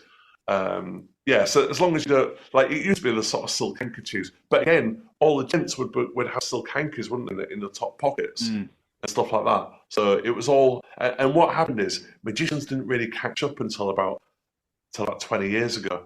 I think even in the 80s and 90s, they were still dressed like 100 years ago, and then it was people that did. It was really bad, and then. You go to Vegas still, like in the 2000s, and they're still dressing like they're in the 70s, and all the music was, sort of 70s or 80s sort of ballad, a bit of that sort of, the final countdown sort of thing, and all that sort of, business. But now they've caught up. People like David Blaine just goes on t-shirt, jeans, does no fanfare. He just goes in a big glass of water and like holds his breath for 10 minutes, and it's amazing. It's so brilliant, and it's not glitz or glamour, and he's taken all that away, and it just does this incredible show. So, I think magicians are caught up to it, really. Yeah, I mean, or he sits in a glass box above the Thames and doesn't eat, and they made an actual channel for it where you could just watch it 24/7.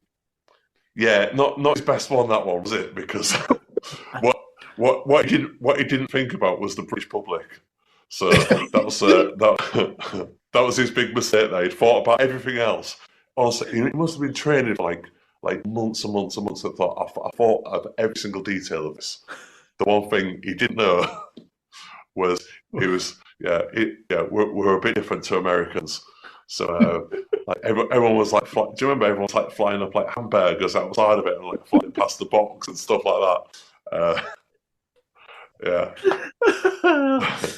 God, I forgot all about that. Jesus. What on earth went through his mind when he decided to do that? I'd love to know, because that just doesn't sound like a good time. Yeah, but he's really good at crossing the lines. Like you say, he sort of blurs these lines between. In fact, his show was called Real or Magic, and so what he's really good at is blaring this sort of thing, going. And I don't know. I know how most magicians do their tricks, right? So. You see a trick like the Penn and Teller thing.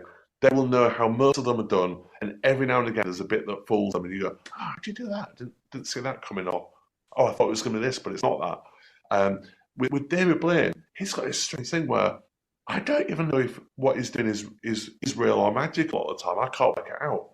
I think a lot of it is a trick, but then I can't work the trick out because now the tricks are done, and I think the only way it can be doing that is real. So. Even I go, I don't know what's going on. Yeah. I love that. That must be quite nice though, to be able to be tricked yourself. You're like, I know all this and I can't work out how he did that. I'm still a fan. Yeah, it is because if I see another magician and they just do a trick and they just go here's a playing card, right, and take playing card turns into another playing card, and they just do that. I go, oh, so what?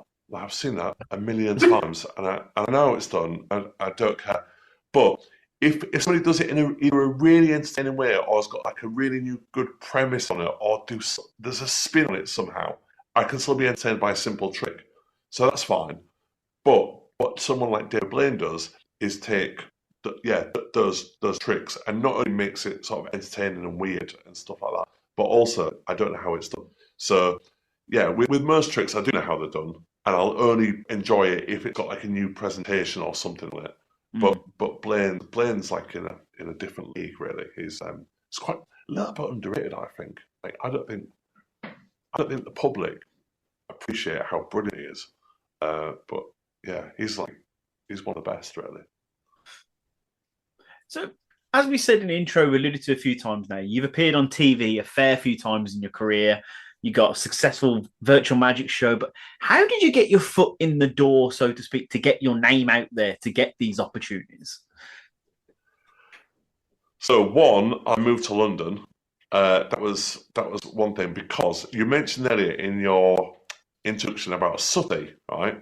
So I was on the Sooty show when I was younger, because I met Richard Cadell, who took over Sooty for when there was, started off with Harry Corbett, went into Matthew Corbett, and then Richard Cadell was like the next in line, right?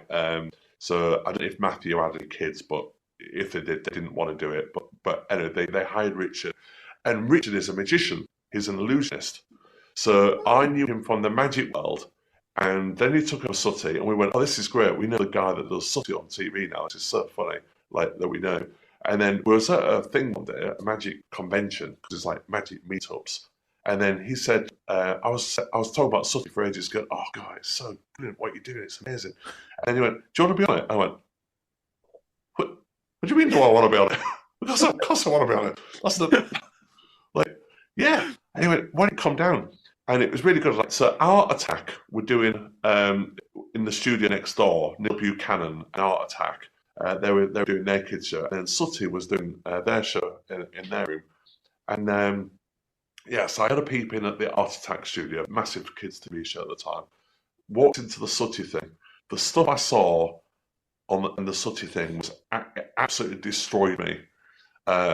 So I don't know if this is giving away any secrets. If you want to, I don't know if you want to hear this or not, but I went in. There was a trestle table with about 20 Sooties on them. 20 sweeps. Like, some of them had the legs off. Some of them were decapitated. Some of them were, because of course they used them for all the different things. Some of them were just like legs. So sometimes you just see like a leg running shot, don't you? Right? And so of course they just need some legs. I always thought there was just one Sooty, one sweep. And why wouldn't you think that? Because you only ever see one. But then you think about the TV show, sometimes weird things happen to the puppets. Like, they get drenched, they, or whatever. They can't just dry it out and wait for the next one. They're filming, they're on a tight schedule, they just get another one, don't they? Anyway, so that was the first thing. I went in and went, what? It's like a horror show. It was like a puppet horror show. Honestly, this table was like, oh my God, I can't believe this. There is a main one that Richard uses all the time. Like, there's like one that he uses, but they constantly get updated because they have to look new and fresh. They can't, you can't be using one that's like 60 years old. Imagine how grubby and horrible that would be, just fall into bits, the fabric falling off it and stuff. His eye pops out. Yeah, that'd scare the kids, wouldn't it? Hey, kids, I go, oh, right. Zombie City. yeah, that wouldn't be good, would it? So no. Yeah, I did that. So and then I got to throw a custard pie in his face. Anyway, that was my Sooty experience. I got to throw a custard pie in Richard's face, and that was all good. But he told me at the time, he said, if I want to do more TV things, really, you've got to move to London and do it there. And I went, oh, why can't I just live in Hull and do it? He said, because they might not hire you. They might just, if you're not around these people, like, you can do it, but it's a lot harder, right? So what I did is I moved to London for a bit. I started hanging around the magic circle, got to know lots of people. And when opportunities come up, like, people often just choose somebody they've seen the week before or that they've been speaking to recently. So when these magic shows, they ask for, like, an advisor to help them with the magic element. They say, who do you know that can come and do it? They don't go, what's this bloke in Hull 10 years ago? You know, that I want to. They kind of go, oh, who do I know? And they start thinking about people that are on their radar. And then so it was basically that. So yeah, I moved to London. That was it. Fair play. Yeah, So obviously, you know, talking about TV and stuff like that, and Britain's Got Talent, except. But when was the first time you actually appeared on TV? Was it the Sooty Show, or was there something else? I did like a couple of little things before that. So I was on like the Holiday Show with Toya Wilcox, BBC One. That was good. That was one of the first things I did, and then the Sooty Show, and then did like a few like little bits like that. But I think the first big one was 2011, which was Foolers. But it was in the UK, the Penn and Teller Foolers Show, and that's when it was in the UK. And that was the thing. I'd moved to London in 2010. 2011, I got a first TV spot doing this thing. So that was good. And it was a show where you had to try and fool Penn and Teller. I went on and tried to fool them, didn't fool them. But there's a long story around that. But, you know, this podcast ain't long enough. For that. That sounds juicy. I still got beef. I think I fooled them. Is there's a much longer story, but I met them a few days before with another trick because I was told I wasn't going to be on the show, and I did my trick for them in a rehearsal thing.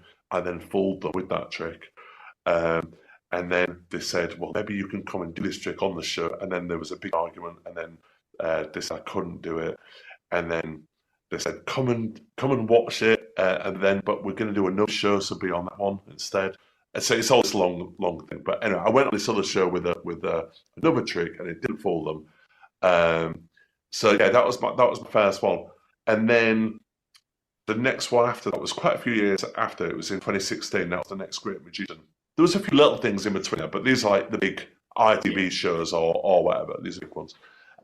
The Next Great Magician, again, that was just being around, I think, just, you know, trying to, like, being known in the magic world. So when magicians that are advising for this show go, who can we get to come and do it?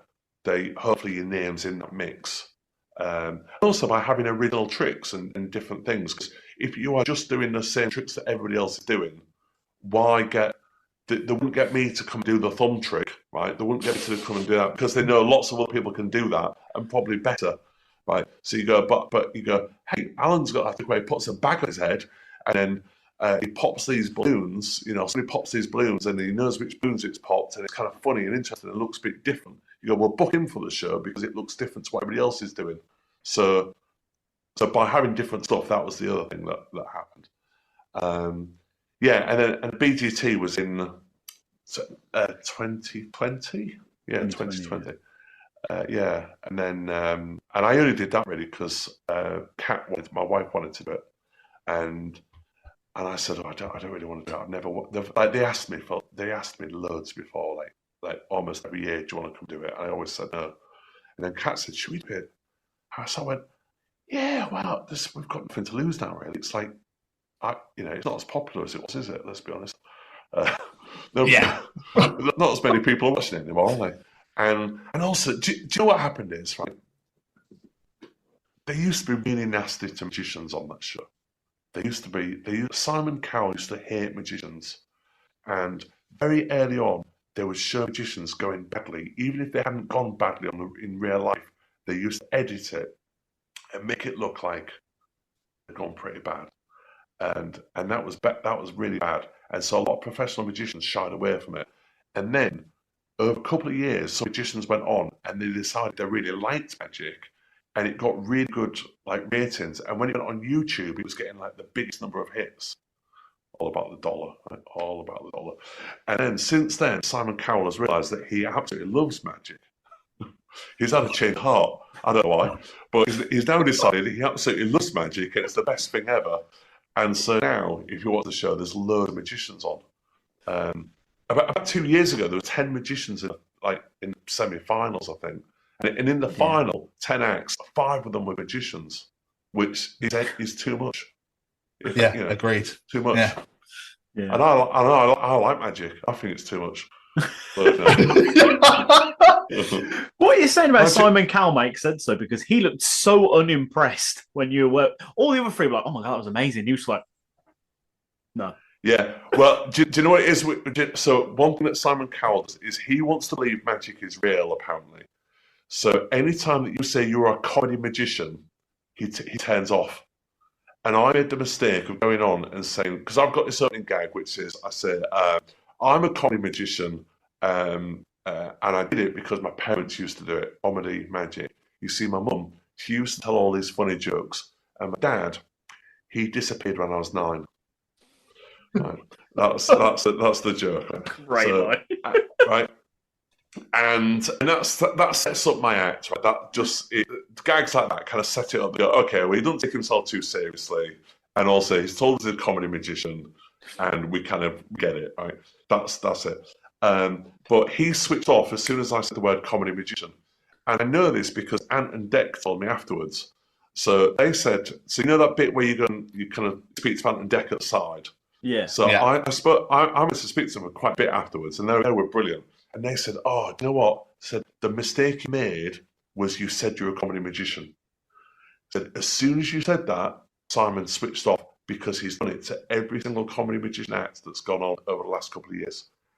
He said, if you'd just gone on and said, I'm a magician, and then done your act, and then he would have gone, hey, I thought it was amazing, but also, we like you. You're kind of quite funny as well with it. As if he's almost realised this, right?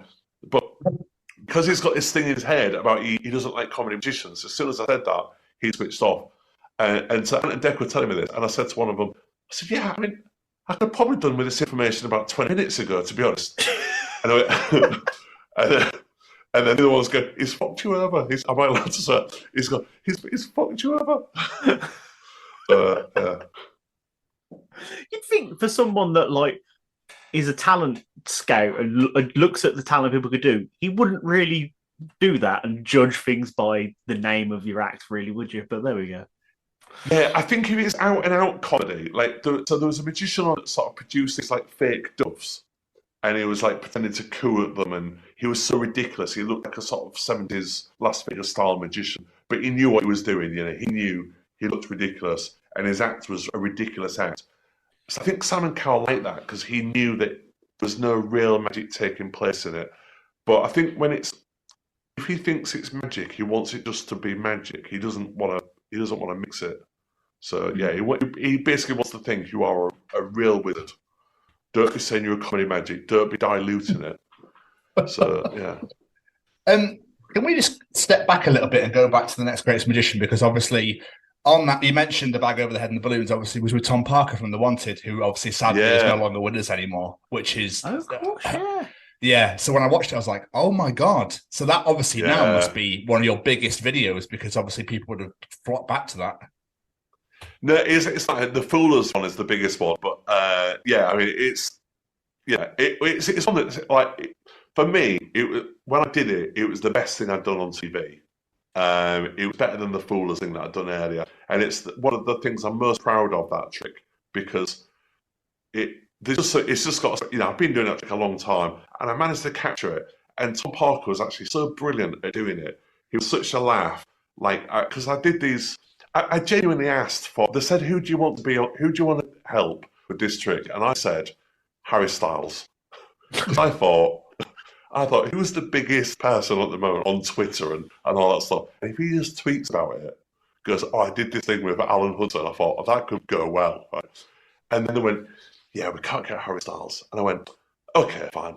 Any of the other members of One Direction will be fine, right?" And they went, "Yeah, they're not going to do it." I went, "Oh, okay." And I thought, who else is sort of popular? Like, and I named a few other people. And then on the day, they said, "So we'll get you someone. And then on the day, they said, "We've got you, Tom Parker." And I went, "Great. Who's that?" It's Tom Parker? Like, I went, "From The Wanted." I went, "I've heard of The Wanted. What do they sing?" And I was playing this. I went, "Oh, right, yeah, I know them. I thought, oh, this is going to be like, I don't even know who he is. But like, I met him. He was so good. It was, honestly, it's anything you want to me. Like, as long as it's, as long as you're not being like really rude and disrespectful, but you can play with me, do whatever you want. So when I put the bag on his head, I was doing these things, and then he popped 2 balloons, and then I said I said out loud, I told him I wanted Harry Styles, right? And he just I felt about laughing at that, right? He was so good, he was so giving, because some people might have been a bit whatever of that, but he was, and afterwards he was good. Oh, that's brilliant. Oh, I love that. I loved it. He was so good. So that's and when was it about a year or 2 ago that Tom Parker died? I think so. Yeah, I think it's not very long. It's not very long ago. Not very long ago, and I just think, I watched it again actually. No, I wasn't a big mate of it. It's like we only met on this one day. But still, it's quite like an iconic thing now, isn't it? Really, because obviously, sadly, he's no longer with us anymore. So. Yeah, and for me, I've always got that. And it's always been on my website, and it's always a thing I show people. If they go, what sort of thing do you do? I go, watch this one, because I think it's one, a really good one. So I've always sort of gone, what's this one with Tom Parker? Yeah, I mean, it was great. He went rogue, didn't he? He'd lost his mind. He went start just like popping away. You're like, whoa, hang on. Yeah, I think he was just excited. It was just, he said he loved magic, and he's just like excited to be up. And he'd been watching the other tricks as well beforehand, and he was like, he was really into because there's like sort of 4 magicians on, I think, and so he'd been watching the others, and he was really excited by them, and then he was just really keen to get up. So you can see actually he's like, when he gets up, he can't wait to see what he's going to do, and then turns out it's just this guy putting a bag on his head. So, a gift bag, not just a normal bag, a gift bag. Yeah, a gift bag. Yeah, a pink gift bag. Yeah, brilliant. So come on. I was going to say we should talk about the big one, shouldn't we? Really, we should go on to the pennant. And obviously, you've got the trophy right behind you. I mean, it's right here. Don't know if you noticed that. No, I hadn't noticed a big FU behind you. I have to explain this in my corporate things. So when I'm doing Zoom corporate things, for companies, I do point it out, and I realise it does just look like it says "FU." So I have to say straight away. I do it as a gag. I say, "Oh, by the way, I've just got this the Foolers, the trophy that I won for Fool Pentella live." One, I get to point it out, but also I don't want the boss of the company going, why has he got a thing saying "FU" but behind him? So that was a crazy one. So me and Kat did it. We went out to Vegas last year, I think it was. I think it was a year before it was actually shown. So that was really hard actually. So we filmed it like in May, and I think it went out in say February this year. So basically, I had to go a full year without telling anyone. That was tough. Yeah, because one of the things is you have to sign this thing, and you're not allowed to tell anyone how it's gone. You're not even allowed to tell the other magicians in the room that you're filming with how it went. So, obviously, can you? But good. Not telling you. Not telling you. Like obviously. What's that under your jacket? Nothing.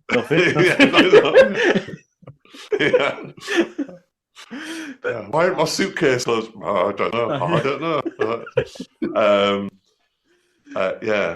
So that was a year ago, and I genuinely didn't think I was going to fool them. So I just wanted to go on with this trick that I'd come up with, this cling film wrapping up trick. That was going to be something else at first, and then you were saying earlier, how did you come up with your ideas? That was going to be a thing where I thought about a pickpocketing routine where I could maybe get someone's credit card, and I had this idea, thought, how would you not be pickpocketed? And I think I've seen a sign in London, like, how do you not be pickpocketed, or ways to do it? And I thought, what if you wrapped up your credit card in cling film and then put it in your wallet and then wrap that up in cling film, and then that'd be really hard to get out, and then got cling film and wrapped up around your body. That'd be really hard. It's just a stupid idea going, you could do that, but then you could do that, but then you could do that and go stupidly crazy with it. And then I thought, I'll wrap somebody up, and then I'll go like this, and maybe still get the credit card out, right, and try and sort of pick it out. And they go, how do you do that? Because it was all wrapped up. So then a silly trick becomes this amazing thing. But then I thought, I didn't like the idea of some of the elements of it. And I thought it's funnier if I get wrapped up. So somebody wraps me up instead, and then I'm in this sort of stupid position. And then I thought, well, if it's my credit card, that's not as impressive because I could just have another credit card the same, or whatever. And I thought, well, maybe it's something that's signed, and then obviously it comes to playing cards because magicians, inevitably go to playing cards at some point and think, oh, that's a good idea. And I don't really have any other card tricks in my stage show, so I thought, I've had one card trick. And then, it progressed into this thing. And it was, to me, always a fun thing that magicians enjoyed, and the public love it because it's this big spray of playing cards, and it's just sort of, it's a trick they've not seen before. So it's a funny thing to see. And then I thought, well, I'll go and do it on Penn and Teller because you get to do it on a shiny floor TV show, and they never really give away how the trick is done. At the end, they might say something occurred. They might go, well, so I'll tell you who would like that. Mr. Hofzinser. Do you think Mr. Hofzinser would like that? And you go, yeah, you know it's done, right? Because it'll be a reference to like an old magician that has done something similar, or like a move or something like that. And then you know that they know, right? So once they say those words, you kind of go, no, yeah, got me. And they were saying the words going, hey, we think you know what's, how you did it. And I went, oh yeah, here we go. And then they said, yeah, we think what you did is you palmed the card. And already I went, bingo. Here we go. They've shut out here straight away. And I went, okay. And I was just nodding along again, right. And they go, yeah, then what we think you do is you raise your hand up. And I was nodding, going, yeah, go on, carry on. Here's enough rope. If you want to join any more rope, hang yourself with, have a load more. Go on. And then what you do is you lift up your hand and you position it into place. And then I said, no, I did not do that. And they said, well, your other hand, and it's your left hand. And then I went, no, I did not do that. And I did then think they might go, or this, right, with the other thing that I actually did do. And they didn't do that. And they went, in that case, nothing, you fooled us. I went, what? Like, and you can see my reaction on the show. Really? You're not going to go for the other thing that it was? You're not going to say that? Because I just thought they would know it. I honestly thought there's like little bits in it, and I just thought, oh, they'll kind of know. You can smell it out as a magician quite often. You have a sense of what's going on, and for some reason it just flew past them. They didn't know. Yeah, and actually I do show my hands empty, but they trim out little bits in the TV show to make it a tight edit. So one thing that you can't actually see is when I put the deck of cards down, I do show my hands. But they must have forgotten that bit because they thought I sort of palmed this card. They thought I'd still sort of, got this card and sort of hid it in my sort of hand somehow, like this, and sort of, moved it up into place.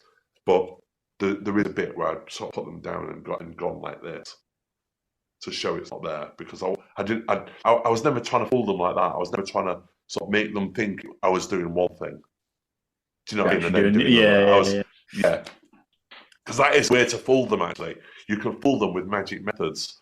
So you can kind of go. Oh look, I'm going to take this card and I was going to palm it, and then it's not really palmed. It's actually. Like that, and then so you can make them think you've done something. Do you know what I mean? You can go, oh yeah, okay, and hold your hand in a strange position that only magicians hold their hands in, and make them think that you're doing something.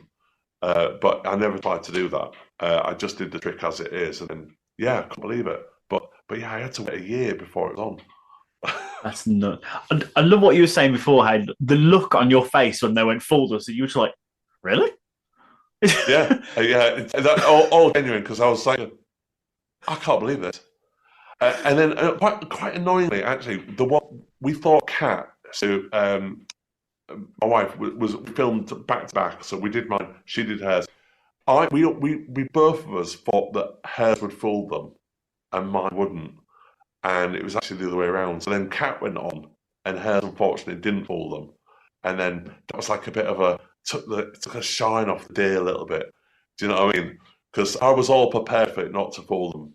I thought cats would, and then it turned out that they managed to nail hairs pretty much bang on. So it's a place, doesn't it? Shows who's boss. To bring that up in arguments, yeah, but which one fooled Penn and Teller? Well, you was it? Yeah. Let's go in the room, shall we? Just have a look at our trophy. See his name's on that, shall we? Yeah. Did they talk to you afterwards and like try and find out how you did it, or they literally just they don't want to know? They don't want to know. And also they're filming the next person because it's all TV studio time where we're not all hanging out afterwards and snorting coke in Vegas. Do you know what I mean? Getting limos and going to strip clubs. It's not all. It's what they film it during the daytime. And you think it is, don't you? It's not. It'd be a bit awkward with Cat with me, wouldn't it? Let's be honest. Doing all that. So like you film it at like 11 o'clock in the morning, and then Cat went on, and then they went, "Oh, thanks very much," and then you have to go out, and because you're not allowed to speak to the magicians to let them know how it's done, they're filming the next magician because they want the whole show wrapping up before all the crew have to go for their lunch. And then Alison, has to go for her scheduled 1 hour break as well, or whatever she gets. And then they're filming probably another show in the afternoon, like, or whatever. And then they've got like 4 more magicians to do because there's like maybe 12 or 16 episodes in the season. And they'll probably get the crew in and try and film it in as short space as possible. In this country, like they'll film The Chase or something, and they'll do like 3 or 4 episodes a day. So Bradley, when you see him, Bradley Walsh red-eyed, and it's like it's on his 4th episode of the day. He's like, he doesn't know where he is. That's why that happens. Yeah, I do. It's brilliant. So they don't. You don't really have time to even chat to them afterwards. They kind of, you do for a moment. You kind of go, oh, good to meet you, and blah blah. And they go, oh, great trick, really loved it. Never seen anything like that before. And then he was saying, you know what? I think I was nearly there. If it hadn't have been that, I think I might have got you with the other thing. Like he was a bit annoyed about it. It was Penn. He was a bit annoyed. He was going, yeah. Well, I thought it was either that or that, and they actually want any of those things. But we just had to tell him. I went, oh well, we'll never know, will we? So. And then by that, like the studio manager came on, the sort of floor manager, and went, Alan, can you come and do this? Get your picture taken, for publicity things, and can you sign for this and do this? And you need to go out there now and stuff like that. And go, okay, yeah. And they whisk you off to different rooms to do various things. Crazy. Yeah. The other thing that I've just done is I don't know if you know about this, but I've just done America's Got Talent as well. I was going to ask. I saw a picture on your Twitter. I was going to ask what this was about. Oh, yeah. Did you see it? I was going to say you would have seen a video. So if you've been watching YouTube things and gone down that, like, there's nothing on there. But yeah, I've just done that. That was crazy. So I just went out and did that. And the weird thing with that is you don't know if you're going to be shown or not.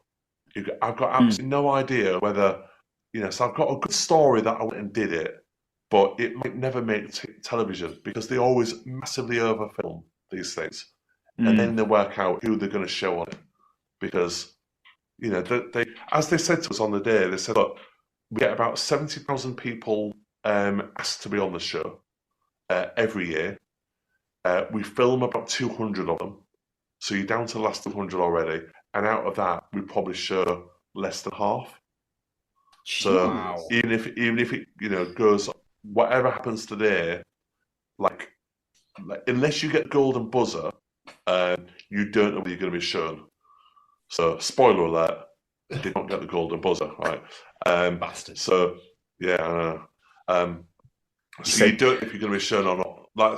So now it starts at like the end of May. When is this podcast cut? Is this after that? Going out in end of June. End of June, right? So I may well have been on it by then. So this might be a redundant story because I might have been on last week. Yeah. But at this point in time, which is before it started, I've got absolutely no idea whether they're going to make me look great, make me look bad, because I don't know if they do that. they might not show it. They might show it for 10 seconds. You know, that I might one of those montage bits where they go, "Oh, it was a great day. We had some magicians on," and they just show me for a second, or I'm a main feature bit. You know, that you just don't know. Apologies. 9th of June, you're coming out, not the end of 9th June. of June. Okay. 9th. Yeah. Very exact. I like it. So I was just working out in my head then when you Right. Hello, everyone in the future on the 9th of June. Here we are on the 9th of June, right today. Just going back to the cling film trick. Obviously, you did that on Britain's Got Talent. You did that on Penn and Teller. Is that sort of become your signature trick now? Because people are obviously going to know you for this, for being on like mainstream TV with it. Yeah, it is. There's a couple of tricks I do. The balloons trick, the cling film trick. I've got another trick as well, which if you see me live, I often do that trick as well. And that's something I've pitched to do on America's Got Talent as another thing. So I won't say what it is, but I'll do another thing. But certainly with the cling film, people do kind of know me for doing that, and I just sometimes feel like I should do all brand new stuff when they see me live. But I think unlike a comedian, where once you've heard the jokes once, it's not as good the second time. I think with magic, you can kind of still get away with it, because I know that I really enjoy to watch magic bits quite a few times. Like there's a cut-off point at some point, isn't it? Once you've seen it 20 times, you kind of go, "Yeah, I get it now. I've seen that trick." But if you've seen it once on the TV and then you go see it live, and I've got some different gags in it and some different bits that I wasn't allowed to say on telly, slightly ruder things or slightly punchier jokes that I'm allowed to say in a comedy club, then there's some new elements in it, and also you're going, "Oh, it looks the same live that it does on the TV." You know, so there's nothing cut out or anything, you know. So in fact, it's more amazing live, I think, than it is on the TV. It's because you know it's all legit and it's all real and it's happening right in front of you. So I don't know if people expect to see me do that or not, but they certainly get that. I suppose the other thing you're saying then about like people, you can see the same trick because with magic as well. You go, if I see it again, I'm gonna fucking work out how you did that, right? Yeah. Perform for me, Magic Man. Let me work this one out then. Yeah, because they go, "Well, I know what's going to happen," right? So you go, "Right, how does it get from there to there?" And then you go, "Right, I'll watch for it this time," and then of course I still misdirect. So, like, hopefully, misdirection, you fall for it twice, because if it's strong enough, you should. You know, I do that with other magicians. Even though I know how they're done, I still miss the bit that they're doing it. I know it's been done. I go, "Oh, I missed that again," and I know he's just done it because I know it's done. But I know I've already missed it because the timing was so perfect. That's amazing. Hopefully, there was a show back in 1997, 2009, called "Breaking the Magician's Code." Do you remember this? This show? Yeah, where I think people got quite angry about it at one point. That masked guy that was basically just going, "These tricks, this is how they're done." Yeah, like, yeah. That must have absolutely, that must have really fucked the magic world massively for so long. Yeah, it did actually, and it's like now it's like a bit of a joke, isn't it? That there was like the masked magician going on TV and doing these things. It seems a bit weird, especially with YouTube. Because let's be honest, you can type in almost any trick into YouTube and find out how it's done now. Like pretty much, like if you really dig deep a little bit, like, it's not easy, but you can. Like you can't. Like some people do reveal videos of my tricks, and they don't even know they're done. So that's good. There's a guy that's done a reveal thing of mine. He doesn't even know it's done. So I was going to say, there's one on there I saw saying this is how he does a cling film, but I didn't watch it. I don't want to know. But I was like, as if someone's done this. Like, yeah, well, you can watch it because you don't know it's done because it's not a trick that's like it's not a trick that's been released to the public or. Do you know what I mean? If it's like a standard magician's trick or one that magicians sell to other magicians to perform, which they do sometimes, you know, so I've done a trick where I sold it to other magicians because I thought, I don't really want to do it myself. It's not part of my act, but I think a lot of magicians will like it. So I got it made up and then like, you know, hundreds of magicians bought it and they do it in their acts and that's great. And if it's that, then it's quite easy for them to find out it's done because they can pay the money, they can buy it, and then people on YouTube are idiots. They just put it on and say how it's done. I don't understand it. But the Masked Magician was doing it on TV, and the difference with that is people were watching that. They weren't magicians, so they weren't wanting to know how it was done. It was pushed into their face. I know you could say like, well, they chose to watch it, but there was a lot less on TV then, and also it was just a casual, like you might just flick onto Channel 4 on Sunday morning, like before Sunday brunch was on, like 10 o'clock whatever, and all of a sudden it's breaking the magician's code. All of a sudden this magician's on, doing all this hand thing, and then going, how did you do it? Let me show you. And you go, all right, I'm in. How did vanish that girl? How does the girl vanish? Right? And also you start watching it because it's intrinsically interesting. So how did they make this card disappear or whatever? And then you start watching these things, and then he does another trick, and you go, I don't know how he did that. And he goes, I'll tell you the secret. And you go, great, I'm still watching. I'll be back after the break. I'll carry on watching this. And so and the annoying thing was he was just kind of giving secrets away to everybody, regardless of whether people wanted to know or not. And once now, like watching YouTube, it's easy to get sucked into watching something online that's interesting. But when it was on TV, like it was even more so, it was getting millions of viewers. So and the people I really felt sorry for were the people that did the actual tricks that were on that show. So some things were so old, people didn't even do them anymore. But there were some tricks where, maybe like a sawing a woman in half thing, right? So like the magician probably spent £2,000 on that prop, right? So he maybe had to get it shipped over from America, paid all the import duties. It's part of his act, right? He's had to get a warehouse, right, or at least a shed, right, and a van to take it around in, right? But paid a lot of money for that, rehearsed it, and then wakes up one Sunday morning, and there's this guy with a mask on going, do you want to see how he does this trick? Here's how it's done. And imagine that magician going, what? I just paid £2,000. No. What? You masked bastard! Yeah, it was. Honestly, magicians ready to kill him. They were absolutely furious. But nowadays, it doesn't seem quite as bad, really. It's like, as I say, like, all tricks are getting revealed. But I think it's because you have to hunt them out. It's not kind of, yeah. Although, actually, there is another thing that if you see magicians on TikTok and stuff like that, and on Reels on Instagram, a lot of magicians will now just do a trick and show you how it's done. Why? Yeah. I don't know. I was going to say, the YouTubers, like, unless you're an actual magician, how do we know they've got it right? Yeah, well, exactly, yeah. But is that how it's done? Like, are you sure? Like you say with your clink film one, like I have no clue. And like Jamie said, I don't want to know either. But I know you can't even reveal anything because obviously part of the inner circle, that sort of thing. Anyway, but yeah, we're going to sit there and go, that's cool. But is that how it's done? Are you sure that's how it's done? Because how do I know that you're right?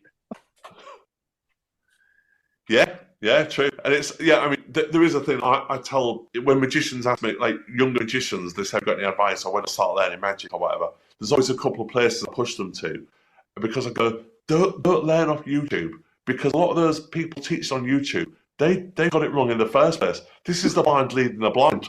Right, don't be learning off somebody that doesn't even know how it's done, right? Because if they're saying, the best way to do this trick, to learn this card move is like this, they're teaching you badly. They're teaching you the wrong way to do it, and it's not good in the first place.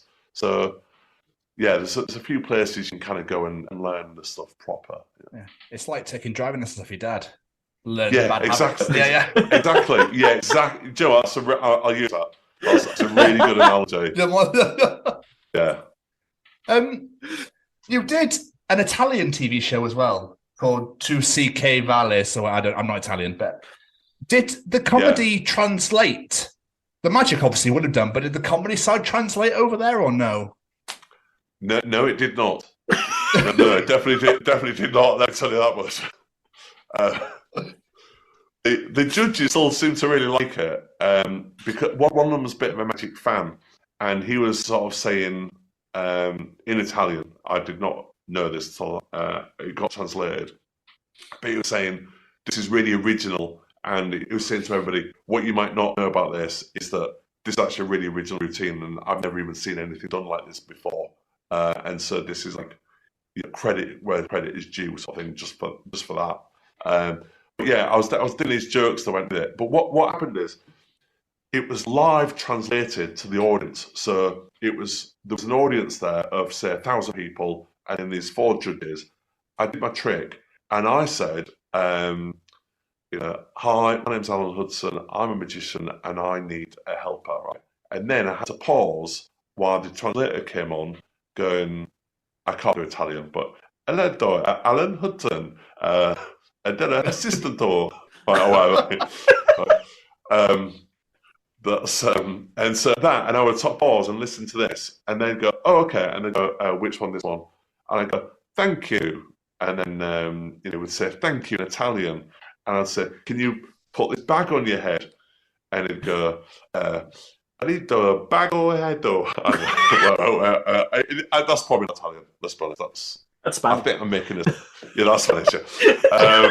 So yeah, and so all comedy timing is lost. And so I would do a joke and I'd go there, right? Obviously nothing from the audience. And I'd wait for the translation to come out and go, and then wait to see if it gets a laugh. Nothing. And I go, oh.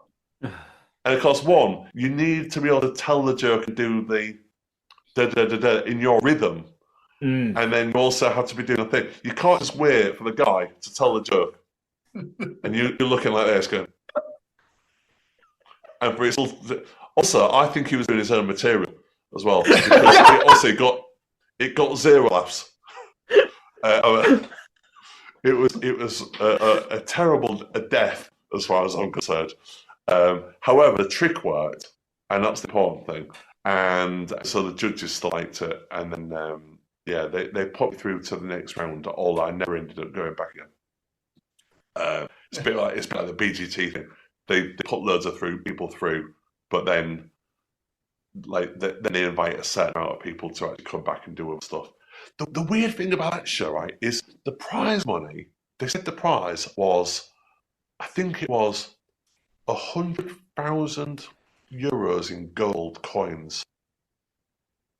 Right. Right. So when I got there, I did not know this. And they said, so they interview you. Those things where you sat in the box. You've seen Britain's Got Talent and all those things where you sat in the boxes and they ask you questions just so they can show a little clip of it. And they said, "So what would you do with the prize money?" I went, "It's the prize money." I didn't even know it was prize money. I went, "I thought it'd be. No one told me what is it?" And they went, "It's 100,000 euros in gold coins." I went, "Gold coins? How heavy is that?" Like, I've got my bags full already. Like, the excess baggage on that's going to be crazy. Like, how?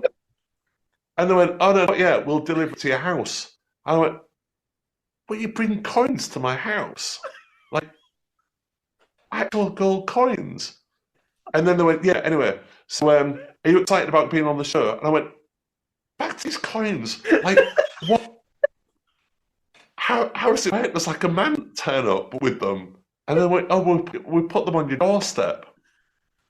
I went, "Do you check to see if I'm in? Because what if my neighbour goes, why is there 100,000 euros of gold coins? Oh, so what am I supposed to do with them afterwards?" And they went, yeah, forget about that. So what trick are you doing for us today? I was like, no.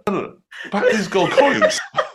Like, I think maybe that's one of the reasons I didn't get through. Like, I think they didn't get me back again. I think I could not work the show out. It was a crazy show. I just got visions of this red letter thing coming through your doorstep. "We've left your parcel in the recycling bin of 100,000 gold coins." Yeah.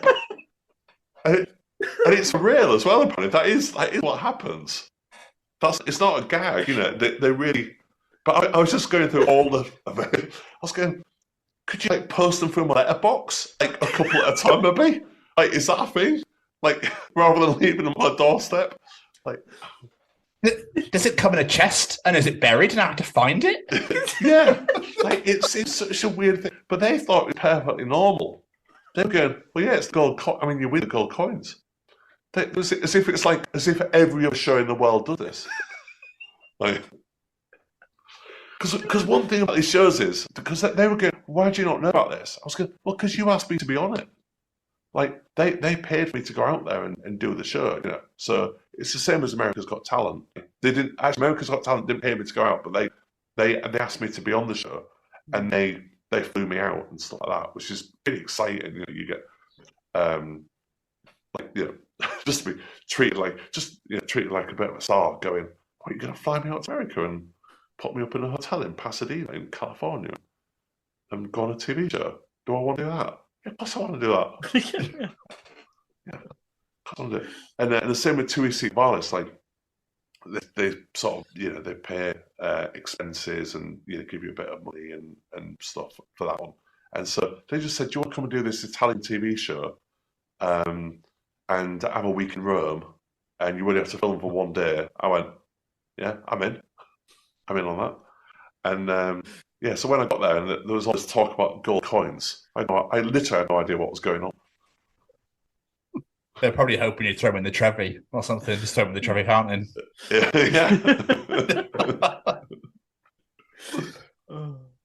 So I did want to mention, you've said several times how you remember the magic circle, and I know this is a big deal for magicians, but for those listening and are going, what the hell is the magic circle? What exactly is the magic circle?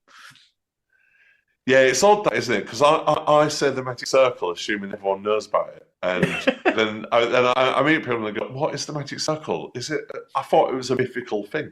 I thought it was just something that was like Hogwarts or something, you know, like something that was made up once in a book. And they go, "Wait, is there a real magic circle?" I go, "Yeah, it's real." They go, "Nah." I go, "It is. Honestly, it's a real thing, and it's a real place as well. You know, like in London, there's it's in Euston, and it's tucked away just around one of the sort of back streets, just behind the train station.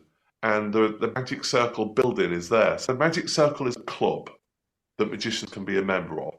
And they've got their own building, and it's got a museum there with all these like old magic posters and old artifacts. And it's got like a Tommy Cooper fez in there, and it's got the trainers that Dymo wore when he walked across the water of the Thames. And there's a famous bit when he was like walking on water for one of his TV shows. It's got the trainers that he had, and it's got, you know, various things from really old magicians, the newer ones and stuff. It's really cool. And but it's also got members of this club, so they do public shows, and you know, it might be you see someone doing close-up magic in one room, then you go to a theatre, and then you can see a stage show with magic, and that's normally done by the members, and I'm a member of it. And yeah, I've been a member for about 20 years, probably, something like that. And I'm now a member of the Inner Magic Circle, which is kind of it's like that's by, like the president has to invite you in, basically. So it's one of those things you can't audition for, or you have to audition to be a member of the Magic Circle.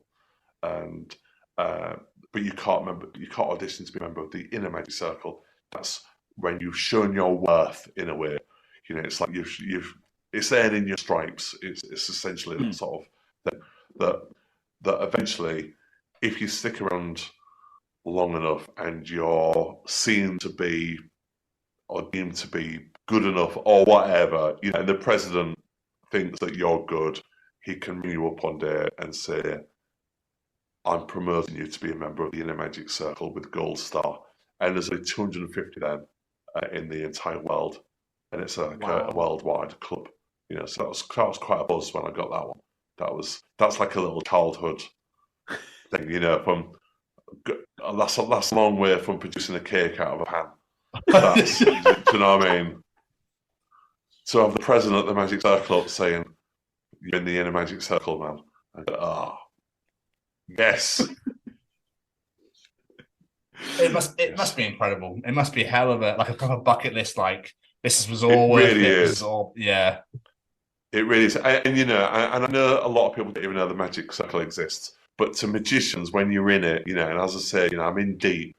this is all I do. You know, I wake up and I start thinking about magic tricks, and just, you know, it's a lot of my friends are magicians, and you know, I'll try and go out with my other friends and have a normal conversation, you know, but at the end, it's always on your brain.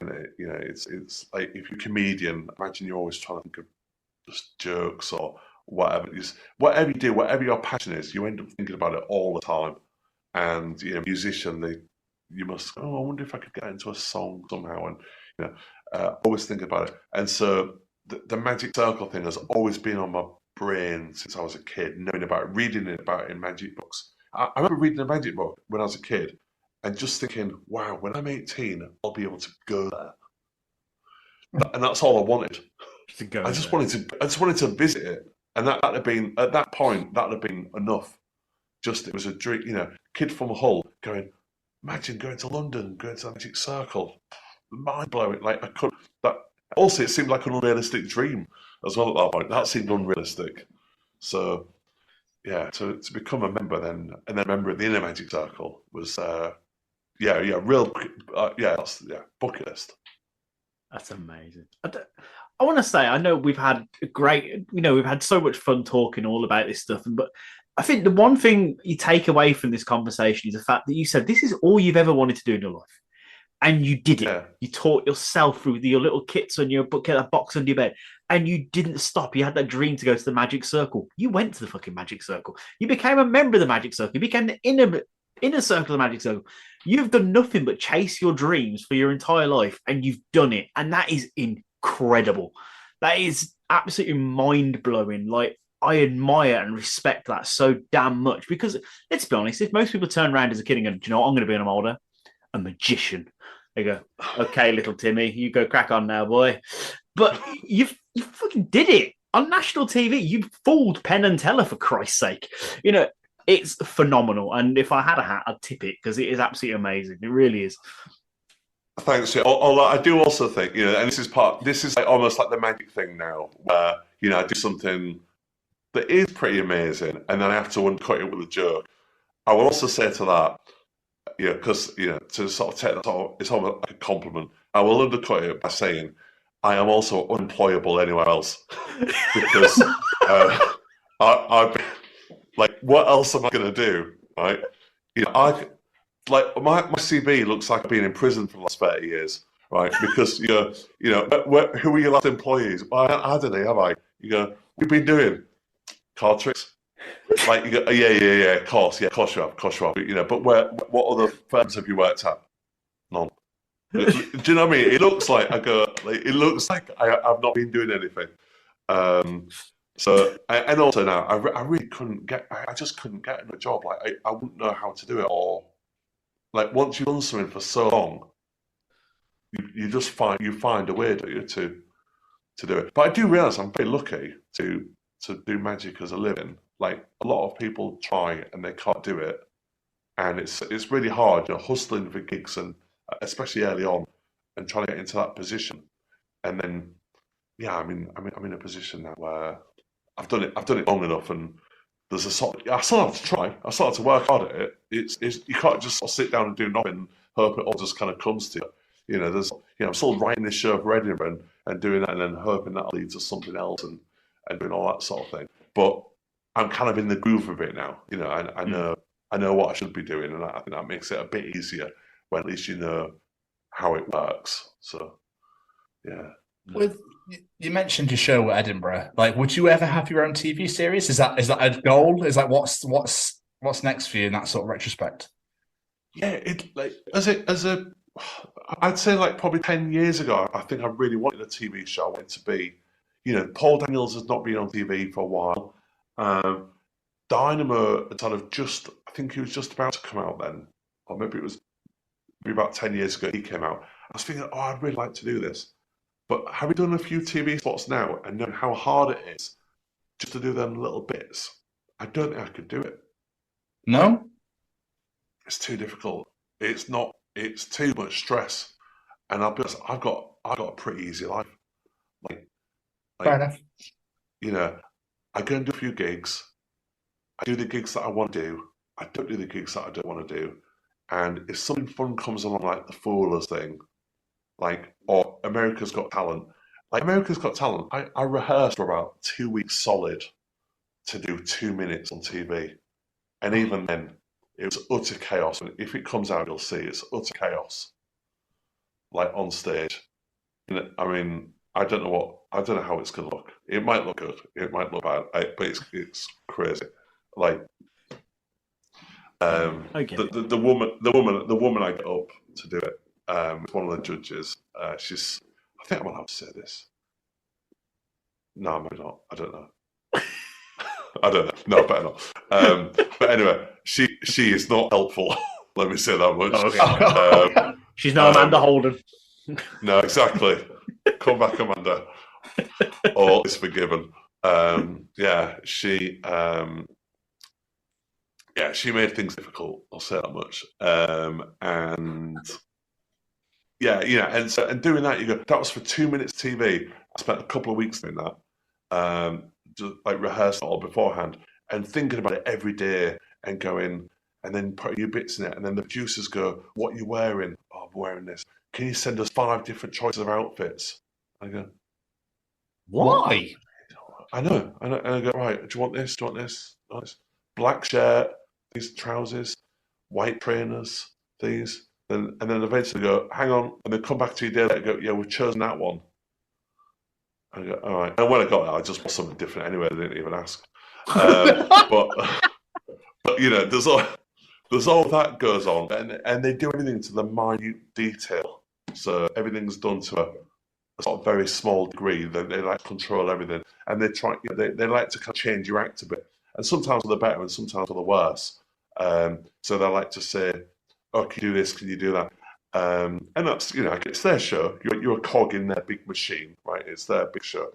But you go, "This is for 2 minutes of TV, or 2 or 3 minutes."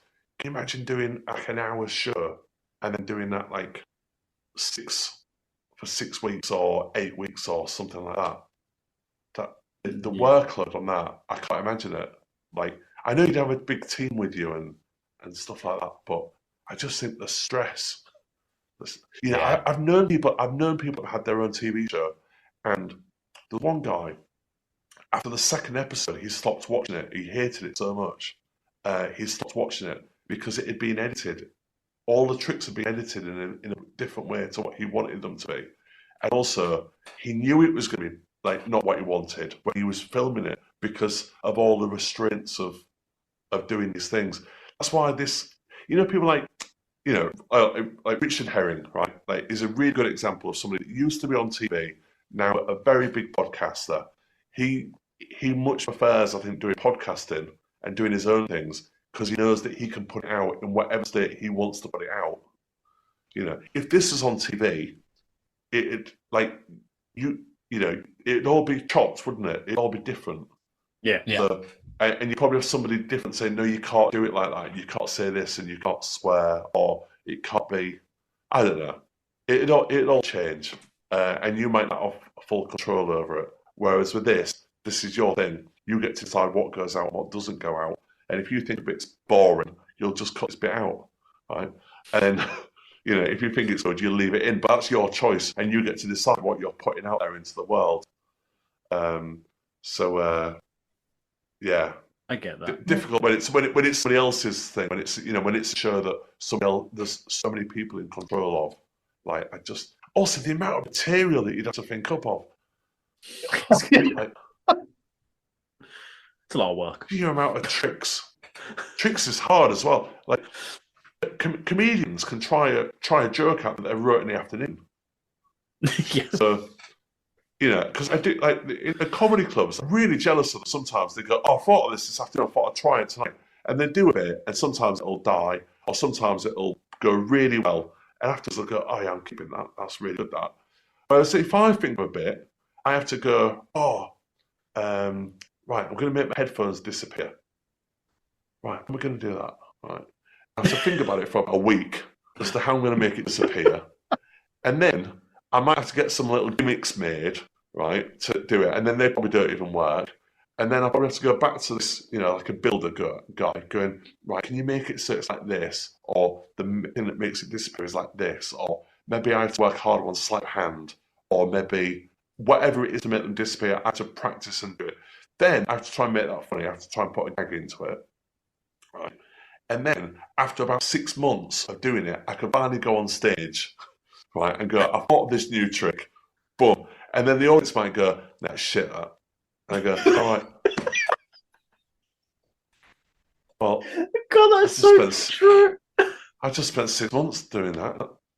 It's cost me like 500 quid. That I'm trying to. You're not into that? All right. Pass me a 50p roll of cling film. Let's go. Yeah, exactly.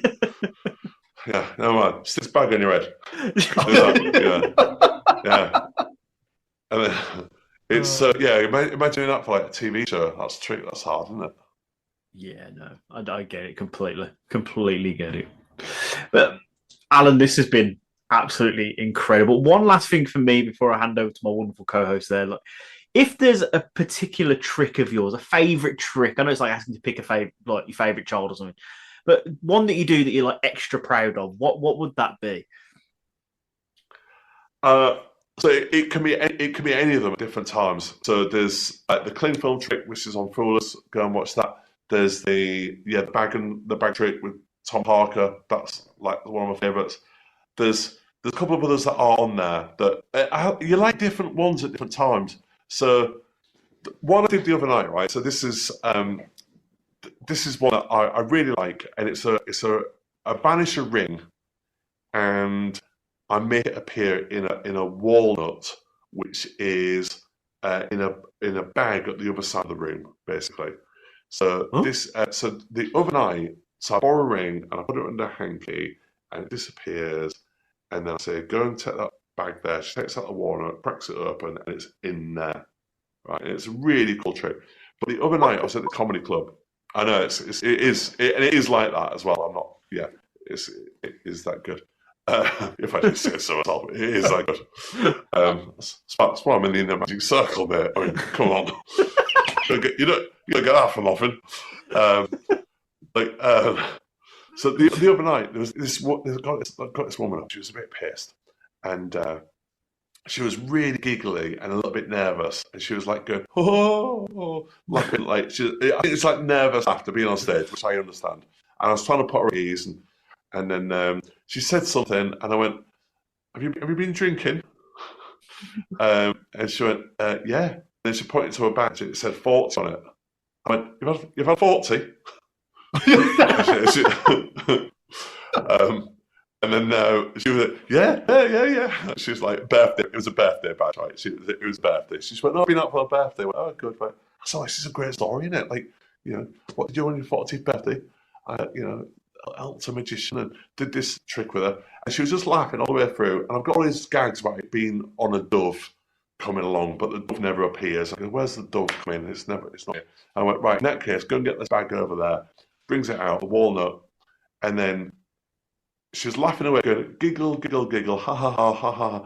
I crack the walnut open. She cracks the walnut open. Well, I sort of crack it open in her hand so she can hold it the whole time. And I said, look, just get with your fingers now, peel it apart. She's laughing. And she went in, she just went, fuck off.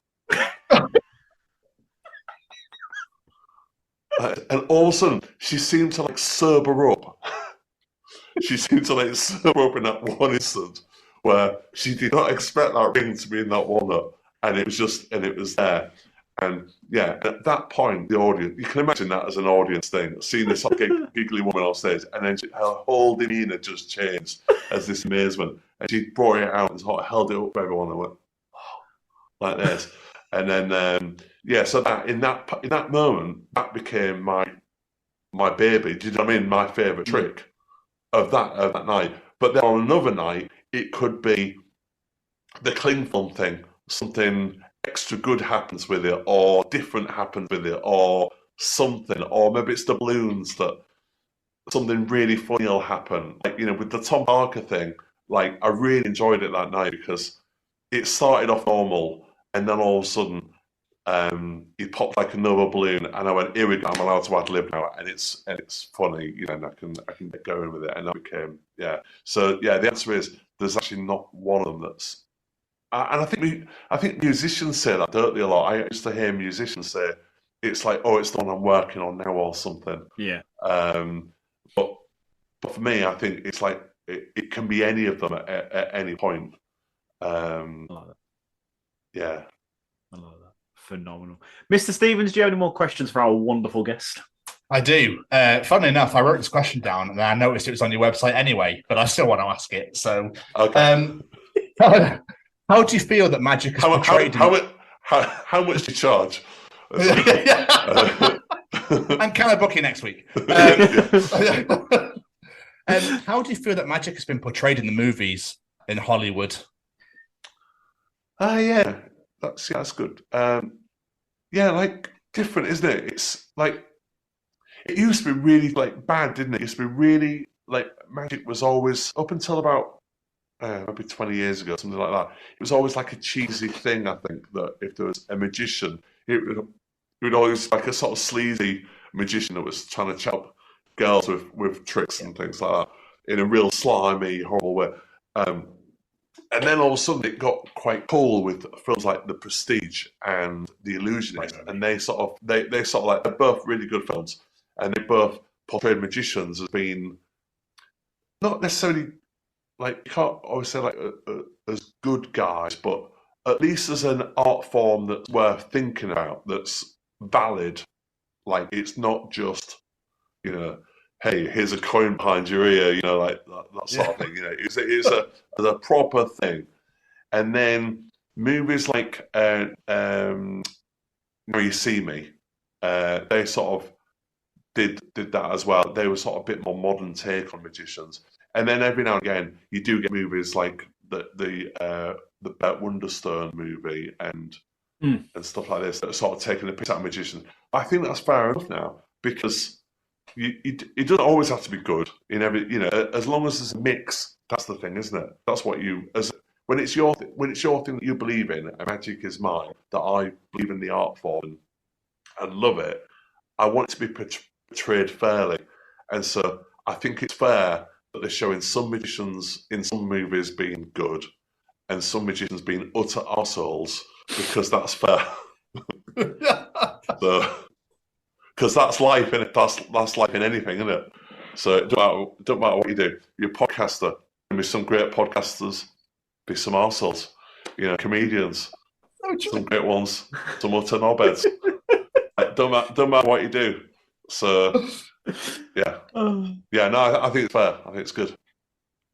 Awesome. And finally, before we let you get out of here, did you ever think that when you were a child, getting your magic boxes and place them under your bed nice and carefully, that you'd be now here within the inner magic circle, being on Britain's Got Talent, being on all those TV shows, fooling Penn and Teller, that sort of thing? Did you ever think that was going to happen? I thought you were going to say on your podcast. I was going to say no, I did not. I did not dream that I'd be here. I mean, it was again, it was a bucket list. I honestly, I thought I was hoping, but I didn't think it was going to be possible.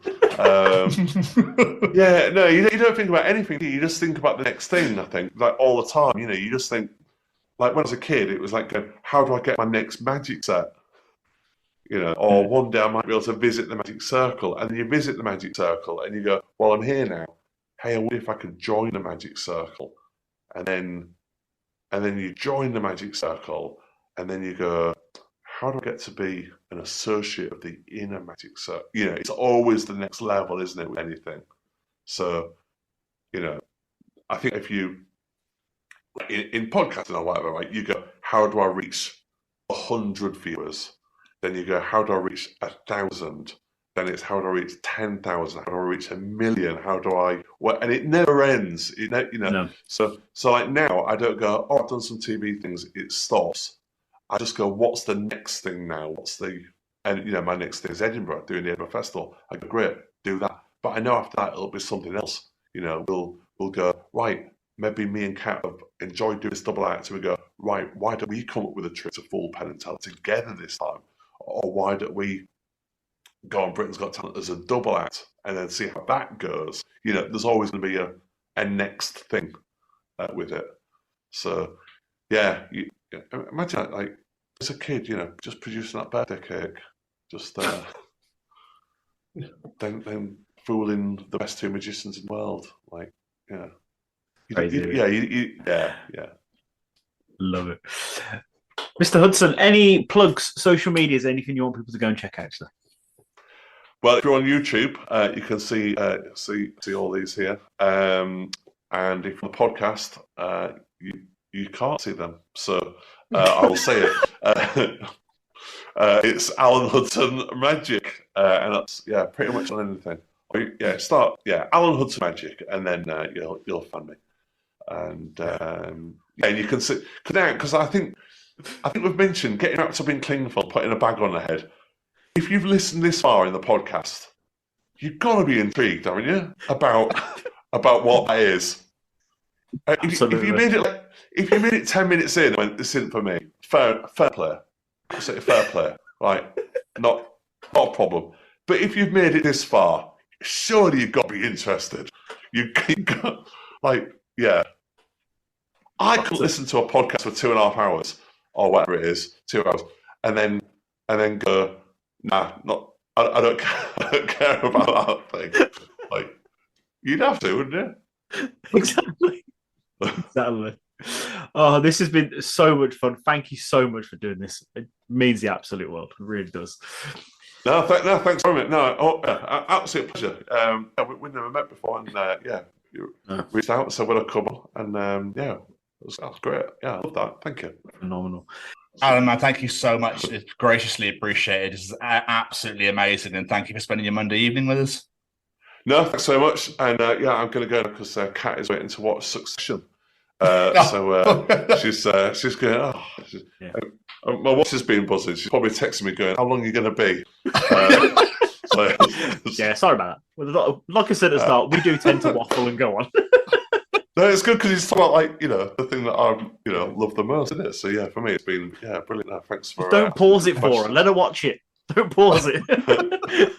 I need to see it. Do you watch it? I don't actually know.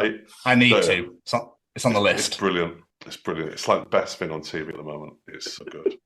I'll take your word for it. I might watch it. We've finished the podcast now, right? I mean, honestly, it is like, to me, it's the best bit of TV in 10 years. It's wow. So okay. I'll tell you what. One of the episodes in this last season on IMDb got rated 10. So really, and that never happened. Yeah, and it actually now I think it's gone to 9.9 because I think some people probably got annoyed that it was 10 and sort of voted it down. But still, like, it's very rare that you get there's one episode in this last season that is so good. It's one of the best episodes of any TV show I've ever seen, including Breaking Bad, Wire, and all of those other sort of things. It's so good. Cool. Right. Well, I'll be doing that tonight then. Thank you very much. I'll sort my evening out. There you go. Yeah. And I've also told some of my friends this, and they've gone, I get it. So I do realise it's a bit divisive. It can be a bit divisive, but if you really like it, you love it. I think it's one of those where if you get into it, it's the best thing you've ever seen. And some people just go, I didn't get it. I didn't like any of the characters. They're all hateful. And you go, yes, they're all hateful. That's the point. Like they're all horrible. You don't like any of them. But that makes it great. So yeah, anyway, all right. Go watch it. Right. Yeah, good to meet you. Right, cheers, guys. You too, Alan. Take care, pal. See you later. Yeah, see you later. Cheers, bye. What a glorious interview. But I'm ashamed to admit, Alan, I still can't work out that fucking thumb thing. I don't know. I just can't do it. I am going to tell you how it's done after this interview, after we finish this episode. All right? I will. Because I don't know how. I've just never been able to do it. The worrying thing is, James, it's so simple. I know. So, I've watched people do it. I've had people show me how to do it. And still, my hands just go, yeah. And Alan even shows you in that interview as well. Alan, thank you so much for taking the time out to sit and chat to us. It was absolutely incredible to have you on. So much fun. We wish you all the success going forward, and we look forward to catching up with you soon. And we really, really, really hope that everyone enjoyed watching / listening to it as we did recording it. It's about getting into schools and talking to young people because, I know that people can change. And it's about talking to people and getting them to understand and perhaps step back from violence and prejudice and whatever. And we just need to work together and keep on the good fight there. Absolutely. Hey there, guys. We are ecstatically happy to announce that we are associated with the Sophie Lancaster Foundation. The times are changing, and with the unfortunate death of Sophie, those changes have made a massive impact for the future. If Sophie was with us still today, I can guarantee what you are doing will still be reaching so many lives of young teenagers, young adults, and those who wish to be as different as possible. So thank you very much. To find out more about this incredible foundation and all the work they do, and more importantly, how you can help, head on over to www.sophielancasterfoundation.com. Mr. Stevens. Yeah.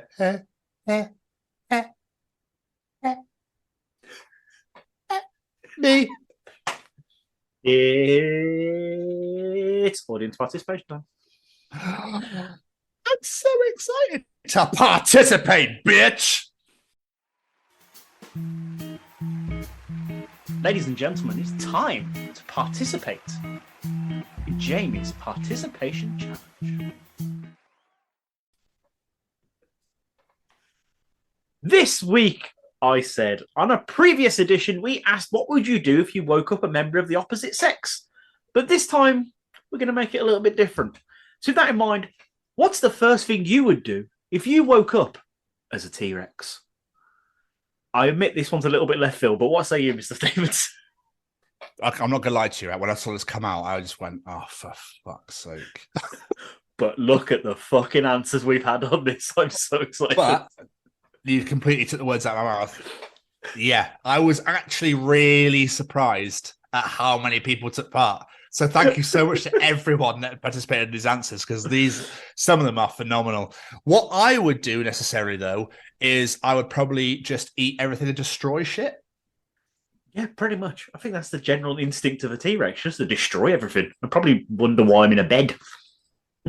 Because I think a lot of people went for the answers that everybody knew everyone was going to write. Yeah, there is quite a few of the same answers, but it's fun because they're great. I think, like I just said, I think I'd mostly just be very confused to start off with. Like, why am I a T-Rex? Like, how do I get out of bed with no arms to lift myself up? Well, I've got arms, but they're not much use to me. So, yeah, probably a lot of Becky confusion. looks tasty. Olivia looks tasty. Woohoo! I'm free. I joke. That sound like the Blackstreet song, No Diggity. Then the way we were doing that, yeah. Can the win? Yeah. No diggity. No family. Ate them. Just start busting out some fucking moves, and haven't released a number one hit single. A little T-Rex dance going down. Anyway, let's get some answers. Claire Jones, eat the people I hate. I hate. Well, after I spend a while chasing them for a little bit first. I like it. Leanne from our friends at Leland Presents, who are part of our Bloodstock blog. They say, try to figure out how to get out of bed when I can't push myself up with my tiny T-Rex arms. It's very true. Tail? Oh, maybe. Could use your tail. I like that one. James Parsons. So the first things I'd do is chase Olivia. That's nice of him. He wants to chase my daughter as a T-Rex. Thanks for that, James. You said you'd eat her. Hang on. Whoa. Yeah, good point. She's mine. I can chase her. She's my daughter. I could do what I want. I've got to defend her against other people, but she's my daughter, right? I still want to throw the river and see if she's a mermaid. Fucking hell. Yeah, precisely. I don't know. At least I do. Oh. Gemma Williams, try and make a bed and then try and clap my hands. Oh, and eat anyone who is an annoying driver. What feasts will I enjoy? They really don't like drivers on that Talking Cod Swallow podcast. They really don't. Alan Carr, try and bash one out, but just be extremely disappointed because I can't reach. You reckon T-Rex's penises must be higher up? Maybe. That's one thing you don't learn when you're looking at dinosaurs. Where are their genitals? Then again, yeah, they don't. T-Rex doesn't even have genitals, so you wouldn't. Well, you'd obviously know what wanking is because you were a human before, but surely a T-Rex wouldn't even think to. It just wants to eat all the time. Yeah, that's a really good point. Anyway, Phil Jolly. I think a small degree of shitting oneself may be involved. Yeah, I imagine so. Yes, probably quite terrified waking up as a T-Rex.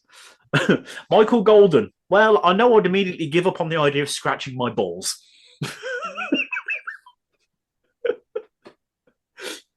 Corey Howes. I'd sell my T-Rex costume because I don't need that anymore. I'm with you on that one, Corey. Leah Smith. I'd give myself a big clap. Oh. The fact most of these answers just involve little arms. It's great. Benjamin George. Cry that I can no longer reach my feet. Adam Lancaster.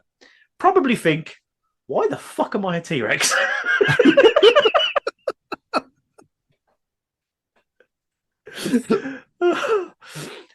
Jerry Keane, roar, and let everyone know what we really sound like as opposed to what Spielberg thinks we sound like from Jurassic Park. I like that, Jerry Keane. I like that one. Johnny Simpson. I don't know why this one really tickled me. I would attempt to live my life as normal as possible. Nothing different. Just crack on. He's a personal rock trainer up to work. Dumbbells. Fucking T-Rex on a running machine, one for each foot. And Joe Smith, she's using her brain on this one. Go and buy some slip-on shoes. Very clever. Don't need to worry about them laces. Martin Skerritt.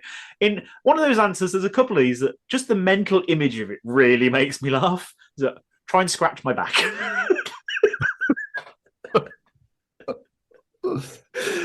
Dean Salmon in an answer very similar to Alan's. Try and rub one out because it would feel huge in those tiny arms.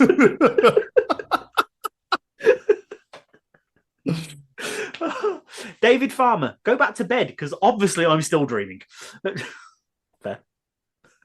Jonathan Minton, I'm a slow riser, so I'll probably roll over, go back to sleep at first, make some breakfast, realise I can't reach the kettle or the hob, and then probably followed by some lack of caffeine-fueled rampage. I like it. Just try and carry on with your day, but it's just not happening for you. Christopher Moland. Well, I'd probably die because my room's really small and it would just all fall apart and land on me because I'm a T-Rex now. Midian Von Thorn. What a great name. Firstly, there is no way I could exit my house quietly. Secondly, I'd probably head to a farm for a nighttime snack. And third, I'd probably just go to a forest just to live quietly and prolong my life. I like it, thinking in the long term. Galen Hauser in another answer that really made me laugh just because of the mental image of it all. I'd try and no doubt fail to get my CPAP mask off. You know, the mask you wear if you've got sleep apnea. Oh, yes. I used to have sleep apnea, so just the idea of trying to get that off with T-Rex arms really fucking made me giggle. Ori Kimbler. I'd bite the heads off people like they're tiny gingerbread men. That sounds about right for Ori, yeah. I'll give you a couple more.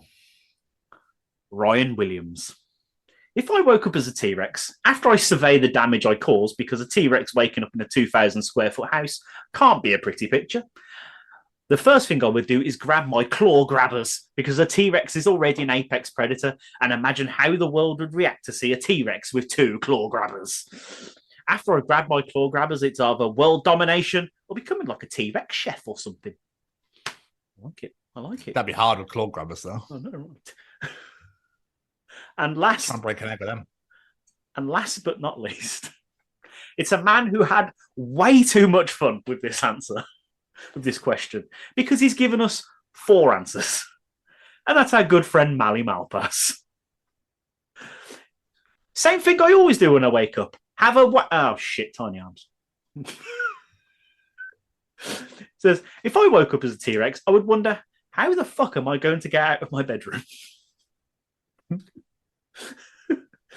If I woke up as a T-Rex, I'd probably be all like, rah, and then it'd be like, grr, and then I'd totally be like, rah, and then my mom would probably wondering what all that noise was upstairs and be like, what's all that noise? It sounds like a herd of bloody elephants up there, and I wouldn't speak or understand human anymore because I'm a T-Rex. So I'll be like, rah, grr, and then eat my mom when she storms in to find out what all that noise is.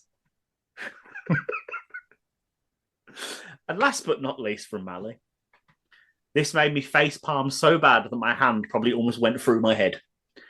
If I woke up as T-Rex, I'd spend all my royalty check from 20th Century Boy on tattoos. Do you know what? I'm actually gutted he didn't put Crusher in. I was going to. I only didn't because I wanted to save it for Mally's the T-Rex reference. I have got it here. Shall I add it? Because you love the answer so much. I will add it at the end. Crusher Jewel says, see how the new single are done in the charts. I loved it so much because it was just completely separate of everybody else. It was just different, and I thought it was really clever. And that's why I loved it so. We will get him on the show. Oh, I love the fact that he responded. I fucking love it. Yeah, that was great. And we really appreciate everybody participating in Jamie's challenge. Thank you so much. I mean, granted, like, I'll honestly throw my hands up and thought when I saw it, I was like, fucking no one's going to answer. Like, what has he done? I was like, this is just a Jamie question to ask. But fairly surprised by how many answers we got. So thank you so much. You know, you've nailed it this week, Westwood. You've absolutely nailed it. So if you enjoy Jamie's participation challenge, Tom's journal, Callum's Treachings, the interview, and all the absolute gobshite we talk at the beginning, then you'll enjoy the other 88 editions of the Chronicles of Podcast, wherever you get your podcast from, whether that be Spotify, Apple, Google, etc. Make sure you follow us on YouTube till you hit that subscribe button. Make sure you hit that bell to get notified when videos are released, and make sure you comment. But subscribing is the main thing. Please subscribe. Please. We'd really appreciate it. So all of our interviews are on there. All of our shows are on there. All of our hashtag WBW way back Wednesdays are on there. All of our Bloodstock live interviews from last year are on there. Our Bloodstock vlog is on there. And our Dublin Crust vlog is on there as well. Way more to come this year, boys and girls. Way more to come. You can also find us on Facebook at the Chronicles of Podcast. Make sure you hit the like button. Share it fucking everywhere. Make sure everyone knows all about it. But Jamie, just thinking about it now, where else could you find us? Sitting there in the corner of the room going, why can't I work out how to do this fucking thumb trick? That or on the Twitter at TCO Pod. And whilst you're still trying to work out how to do the thumb trick and searching through our Twitter, where else could you find us? Sitting there, pretending to be a T-Rex going, I've got such little arms. Or on the Instagram at TCO Pod. You can find us on TikTok at TCO Pod. Make sure you get on there, see all the clips. Go watch the Joe Gash video. Go watch Jamie's Chesney Hawks video, because that is always the ultimate video currently that sits on our TikTok. You can find us on LinkedIn at the Chronicles of Podcast. Come and connect with us on there. Or you can come on down to our beautifully brand spanking sexy and wonderful little website at www.thechroniclesofpodcast.com. You can find out all about us on there. All of our shows and episodes are on there. All of our affiliations and sponsors are on there. And our shop is on there as well. You can get yourself a Chronicles of Podcast t-shirt, hoodie, or you can get a journal. If you want to get a journal that's, you know, like Tom's journal, then please do so. It'd be absolutely wonderful and we'd really appreciate it. Make sure you follow us on all the socials. Make sure you subscribe on that YouTube. And now, a word from Jamie Westwood. Oh, thank you. No, wrong one. Thank you. Before we get out of here, let's say thank you to a few of our friends. First off, every single piece of music you hear on this show is brought to you by one man. And that man's name is Mr. Singer-Songwriter Matt Roberts. We can't thank Matt enough for all of the amazing music he gives us. Go check him out on Spotify, YouTube, wherever you get your music from. Go and find the song Once in a Lifetime. It might sound quite similar to you. And if not, go listen to his brand new album, Light of Day. Is absolutely amazing. We cannot wait to hear what Matt is coming out with next. Go follow him on all the social medias at Matt Roberts Music. Give him a follow. Tell him that we sent you. Why not? Just say, I found your music on here. I think it's wonderful. Go let him know. Massive thank you to Matt for everything he does for us. It means the absolute world. And of course, we have to say a massive thank you to Mr. Braden Barry and his Stay Cozy Clothing. Head on over to www.staycozyclothing.com or download the smartphone app. As I've been telling you for weeks, we've got the new hoodies, the new coffee mugs, which are absolutely amazing. And now There's new t-shirts as well. And they're absolutely incredible designs. Go check them all out now. Add whatever you like the look of to your basket, and then enter that discount code, The Chronicles, and get 10% off your order. And while you're showing Mr. Barry some love for his clothing line, go show him some love for his music. Go look for Say We Can Fly, this to his brand new album, Beneath the Roses. It is superb. And last but not least, we have to say a massive thank you to the Sophie Lancaster Foundation. They are stamping out prejudice, hatred, and intolerance everywhere. And we mean everywhere. It is clear as day now, as it was then. People in this world are being treated differently because of the music they listen to, the way they dress, the way they live their life, and the way they want to be themselves, quite frankly. And the fact it's still happening in this day and age is all kinds of ridiculous. Reading the news the past few days, I just want to send out all my love and support and everything to the people of Florida, because Mr. Ron DeSantis, go fuck yourself, dickhead. Anyway, but yeah, it is a message we need to spread all across the world. It is okay to just be yourself, to just live your life how you want to live it. Listen to that music, dress how you want to. It doesn't matter. You are you at the end of the day. There is only one you, so don't let other people stop yourself from being you. If you wish to help out the charity, like I really hope you do, head out to www.sophielancasterfoundation.com. You can buy some merchandise, like that beautiful t-shirt that Tom's wearing right there. There's the hoodies that sometimes we wear. There's the hats we sometimes wear.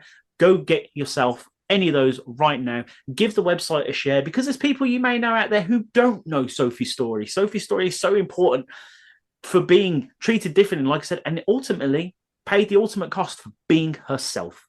That is what it came down to. That was what it boiled down to. She was murdered for being herself, and it is completely unacceptable. So please help us spread that message to make that change. And while you go on SophieLancasterFoundation.com, click on that ambassadors tab. You'll see two very familiar faces. And we cannot wait to be helping supporting the foundation throughout the summer at the festival season. We cannot wait. And last but not least, a massive thank you to this handsome bugger joining me right here. Thanks very much, Jamie. It's greatly appreciated. And obviously, I second everything you say. There's another awesome episode in the bank. It was another awesome episode in the bank. Alan, thank you so much for taking the time out of your very busy schedule to sit and chat to us. We absolutely loved it. I'm not going to lie. It's fantastic. And just watching you perform tricks in front of our faces blew our minds. I will teach Jamie the thumb trick after this episode is finished. A hell of an episode, a hell of a week. We love it. And we're excited for next week's episode, my birthday. So my birthday episode next week, because as for this week, we'll see you all next week for the Chronicles of George Corey and the artist Cleo. Goodbye, everybody. Bye. Enjoy Download Festival.